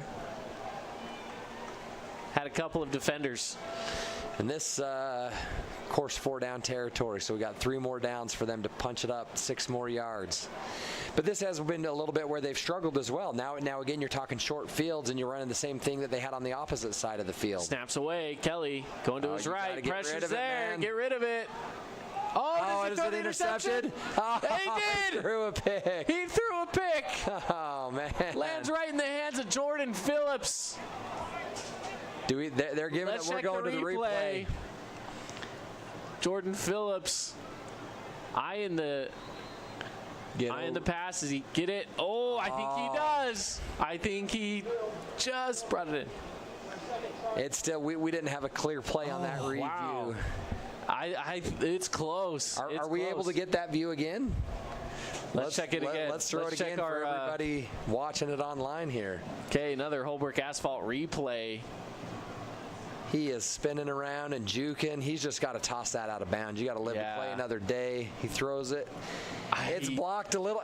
I kind of thought I saw a bounce, but his arms both looked under it once it is a play, man. Tough play indeed.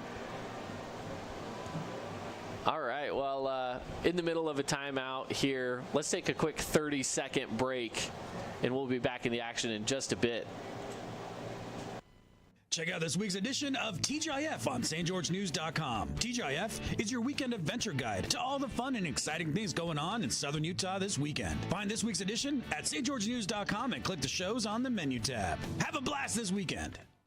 We are Utah's financial outfitter, and we're here when it's time for your business to climb higher. Cache Valley Bank, mountains await. Member FDIC. Holy cow. We did not get, we went to break on everything. We just got back in for a Snow Canyon touchdown across the middle to Brooks Esplin. Man, I am sorry we missed you on that. But all of a sudden, everybody popped out there saying, nope, it was Snow Canyon's ball, that it hit the ground, and they gave it to him. I mean, that moved really quickly on everything, and they scored a touchdown. Wow. Yeah, they said, nope, Snow Canyon's ball, it hit the ground. And Snow Canyon said, great, we got just the play. So, hey, another quick timeout. This time we'll keep it here so we don't miss out on the action again. But, yeah, if you missed that play, it was just across the middle to Brooks Esplin.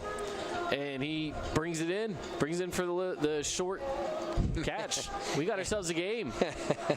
And crazy thing on this, too, Caden, is look, Snow Canyon, if they're able to punch it in, Crimson Cliffs has been able to move that ball so well this evening, and especially as of late, since the second quarter, they've been doing things almost at will with what they want. And a minute 15 with 3 timeouts, that is plenty of time. Like this game just keeps getting more and more exciting.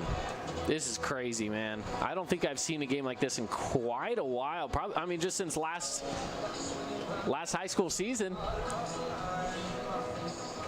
This is intense, man. I like it, though. This is fun. Yeah, no, we couldn't ask for a better game tonight. I mean, both sides, credit to both sides, because both have been playing their hearts out on the line. I mean, they've put it all out there. What an incredible time. Play after play, blow after blow on things. They just keep on swinging and letting it go. It's a minute 15 on the clock. 2-point conversion time for Snow Canyon. Crimson stops it. They keep the lead. Snow Canyon gets it in. It's a tied ball game. The snap is away. Town Kelly He's got it on the wheel route. It is incomplete. It is incomplete. Crimson will hold on to the lead and get the ball back. Man. I don't know who that is, but they're still down. I don't know if they're just ticked off. They didn't Let's catch watch that. the replay. That was Tegan Hugh. Man, that is a tough way to complete. Tough pass to complete on everything, but I love that call. I think that was, who was it there on the defense there? I mean, you got to give him credit. He was awesome. Scott Neeson, junior defensive end, ran right there with the running back, was there stride for stride, and if he doesn't recognize and see exactly what's going on there, he's going to catch that. That was incredible right there. Amazing. Wow. All right, well, that with that play, I mean, a Snow Canyon turnover here could change things. I assume they would go for an onside kick here. They got to get the ball back in a minute 15. There's no question about it. They're going onside kick.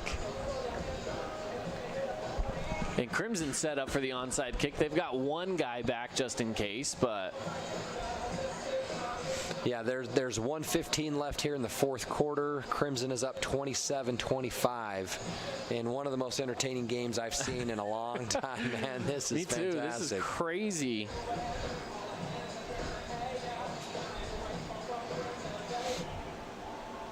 Well, here's the kick on the onside kick. Oh, he got a piece. It fumbled away a little bit, but it stays in the hands of Crimson, so they'll hold on to it at their own 46-yard line. Well, if you're looking at it and you're Crimson, you're saying, hey, each play's about 5 seconds. So if there's 2 plays, you can take 10 seconds off the clock, and then finally the third one would be the one where it runs, where they don't have that timeout. And I don't know, do they have a play clock in high school football? Technically, yes, you can have a delay game, but so it's just one of the things the official keeps track of. So they'll maybe try to. Oh no, are they in kind of a victory formation here? A little bit, yep. He takes the knee at the 40. Well, see, that only took 2 seconds off the clock, and now there's the timeout, and now you've lost all these yards. I don't know if I like that. Well, Snow Canyon's out of timeouts, so they can't take any timeouts. Oh, they used one up before. Yeah, Snow Canyon's completely out of timeouts. I missed that. Yeah, now they'll just kneel it twice and it'll be game over. So I do like it, actually. Yep. So, yeah, I mean, Crimson wins this one 27-25, barring some sort of huge mistake, a bad snap or something. You never know, I guess, right? But ultimately, I do think that this one will end up in a Crimson win here. Man, he takes a snap and takes a knee again. Tough 34 seconds. So that will be the end of it now. Crimson officially wins this one 27-25. Tough way to go for Snow Canyon on everything. I mean, it's incredible game, great atmosphere, great time, everything perfect. But you have those 2 extra points where the first one was fumbled, and then the second one was just a miss on that. And you're saying, hey, look, if you have those 2, we're at a tie game right now, going into overtime and doing that. And so it's a little bit unfortunate, but I guess that's why we have all 3 phases of the game. Yeah, absolutely. All right, well, we'll take a quick break. Crimson wins it 27-25 over the Snow Canyon Warriors. Coming up next is the post-game show, so stick around after this. We'll be back in just 2 minutes. I'm Bo Bradshaw, owner of Bo's Auto Parts. I want to watch the game as well, so I'll make this quick. When you come into Bo's Auto Parts, our store mission is simple. Supply our customers with the best auto parts and the best customer service we can provide. Come on by and see if we can deliver. Hey, it's Sheldon Demke. Check out the latest episode of What's on the Menu, a behind-the-scenes tour of local restaurants. We'll see some of their favorite dishes and get an inside look on how these dishes are prepared. Check out this week's episode at stgeorgenews.com and click the shows on the menu tab. First Ace Hardware is conveniently located in St. George on the corner of Bluff Street and St. George Boulevard with 30,000 square feet of lawn and garden, paint, tools, fabrics, sporting goods, and the most complete nut and bolt section in town. First General Store, the Big Ace store on Bluff and on Main in Cedar City. We are Utah's financial outfitter, and we're here when it's time for your business to climb higher. Cache Valley Bank, mountains await. Member FDIC, equal housing lender. Southern Utah, the anticipation has been building. It's Region 10 football back under the lights on a Friday night. The matchup you've all been waiting for. Get ready for Region 10 football.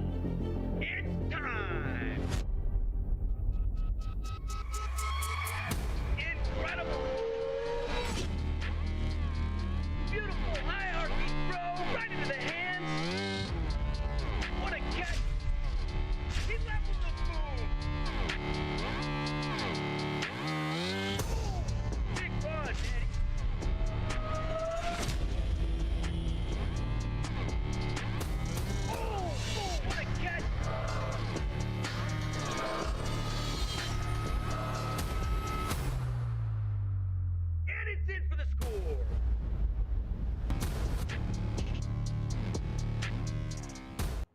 Swing on in today.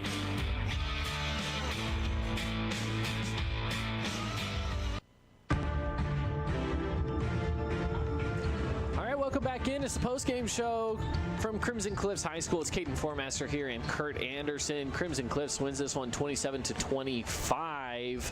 Thank you for joining us here, and we'll get on the post-game show here as we have to crown ourselves a player of the game, our Hearst Ace Hardware player of the game. There's some good nominees on both sides of the field. There's been some good play from both. Some players definitely stand out to me. We kind of were just talking during the break. We feel like the one play that really stands out has to be quarterback still. Yeah, he played a great game. You know, it's as we mentioned at the beginning, he wasn't real settled. It took him a little bit to get into it, but once he did, roughly the second quarter on, I mean, he threw 3 touchdown passes. He was finding the right guys at the right places. He was doing just everything that the team would have asked for him on that. And so, yeah, I'd say that Steele Barbin was the player of the game. Yeah, he definitely did everything he could, right, to do the right things. But, you know, in the beginning of the game, if you're watching online, you can see our replays from the highlights. You know, the beginning of the game, yes, it was all Snow Canyon. Talon Kelly with the rush in for the first touchdown of the game. First few minutes, all Snow Canyon, but they stayed cool, they stayed collected, Crimson did, and they took over and got done what they needed to do. There were some big plays that were made. Looking for our Appliance Wholesaler Plus Playmaker play of the game.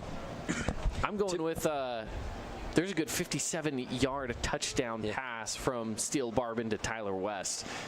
You know, and I think that you're exactly right on that one. I mean, there was, maybe 20 seconds left until halftime or something like that, because they kicked it back off and just kneeled on it. But to have 20 seconds left in the half, to toss that out there, to have the DB draped all over him, and somehow it just kind of fell through the DB's arms, grab it and run it in for a touchdown on that. I mean, it was an incredible play, and that's probably the one that stands out. Helped all the momentum going into halftime. Incredible on both sides. Yeah, absolutely. That play specifically was great. Defensively, some big plays. We saw a couple of picks. We saw fumble recovery. I would dare say the biggest defensive play of the game was just right there at the end.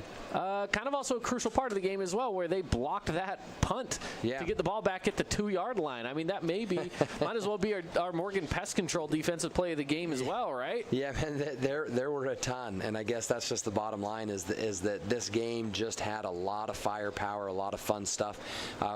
For those online, we just saw the pick right there again that probably shifted the game, and that might be it. That's actually, true, because Snow Canyon was driving their third drive, about to score a touchdown to go up like 20-0, and that interception happened. It could be so that there's a lot of opportunities to say, hey, look, we just saw defense play of the game. We just saw on the replay the big pass to Connor Kell for a huge gain. For the Mustangs. But you're right, yeah. I mean the momentum really shifted towards the end of the first quarter, and then getting things started in the second is really when the Mustangs started to come into their own a little bit on this and push things forward, get everything going. So yeah, I mean, overall this might have been the most fun game that we have seen that's gone on, maybe the best game of the year on everything. And so it was great to be a part of it, and so many again, great players, great people, everything on Snow Canyon. Great job to Crimson Cliffs for fighting it out. I mean, one of the teams had to win and one had to lose, and it was just a ton of fun all the way around. Well, the teams that got wins tonight across Region 10, of course, Crimson Cliffs here from our matchup against Snow Canyon. Crimson Cliffs gets the win 27-25, but Cedar gets a blowout win over Hurricane. Left them scoreless, so Cedar gets the win there. That's a big one for them in that matchup, getting a win at home. And then you also have Desert Hills getting a win at their homecoming game over North San Pete. Left them scoreless as well. And then Dixie over Pineview. So we were at the only game that wasn't really a blowout. So we had some good action here. Snow Canyon keeping it close. Yes, it's a loss for them, but they had some good momentum doing it, and especially with Hunter Johnson out. Yeah. This team really did step up because there have been some moments where the passing game for Snow Canyon hasn't been great, and Johnson just keeps it on his feet and runs with it. They proved today they can catch the ball, and they can do well with that. They're making those plays today, and so I think that gives some hope for some Warrior fans to say, we're close. We're right in it. We're fighting with the best of them. Crimson's one of the best this season. And that replay right there is that big hit from Will Warner that got him ejected. Yeah. And that's the thing. It was a gutsy performance by Snow Canyon there. I mean, to have your starting quarterback out, to pull things together the way that they did on everything, to lose one of their best defenders and a guy who's an offensive threat as well, and to still be there every second of that game, a ton of fight, ton of great football. Yeah, they did everything they could to continue to fight through this and make stuff happen, right? So good football from both sides. I'm really happy to see that both sides are fighting and doing better and coming along. So, yes, sir. Anything left that you have to add to this? No, just I'm excited for the rest of Region 10 football. Hopefully, all the people out there again, support our sponsors on this and show that appreciation by shopping with them and helping them out on everything. Well, head on over to Yogurtland, get 5 ounces free from Holbrook Asphalt for the big score dessert, since we had a lot of teams getting over 25 points tonight. Yes, so, sir. all right, well, that's it. Signing off for us here from Crimson Cliffs High School. Have a good evening, everybody, and we'll catch you next Friday for our next game of the week. Good night, everybody.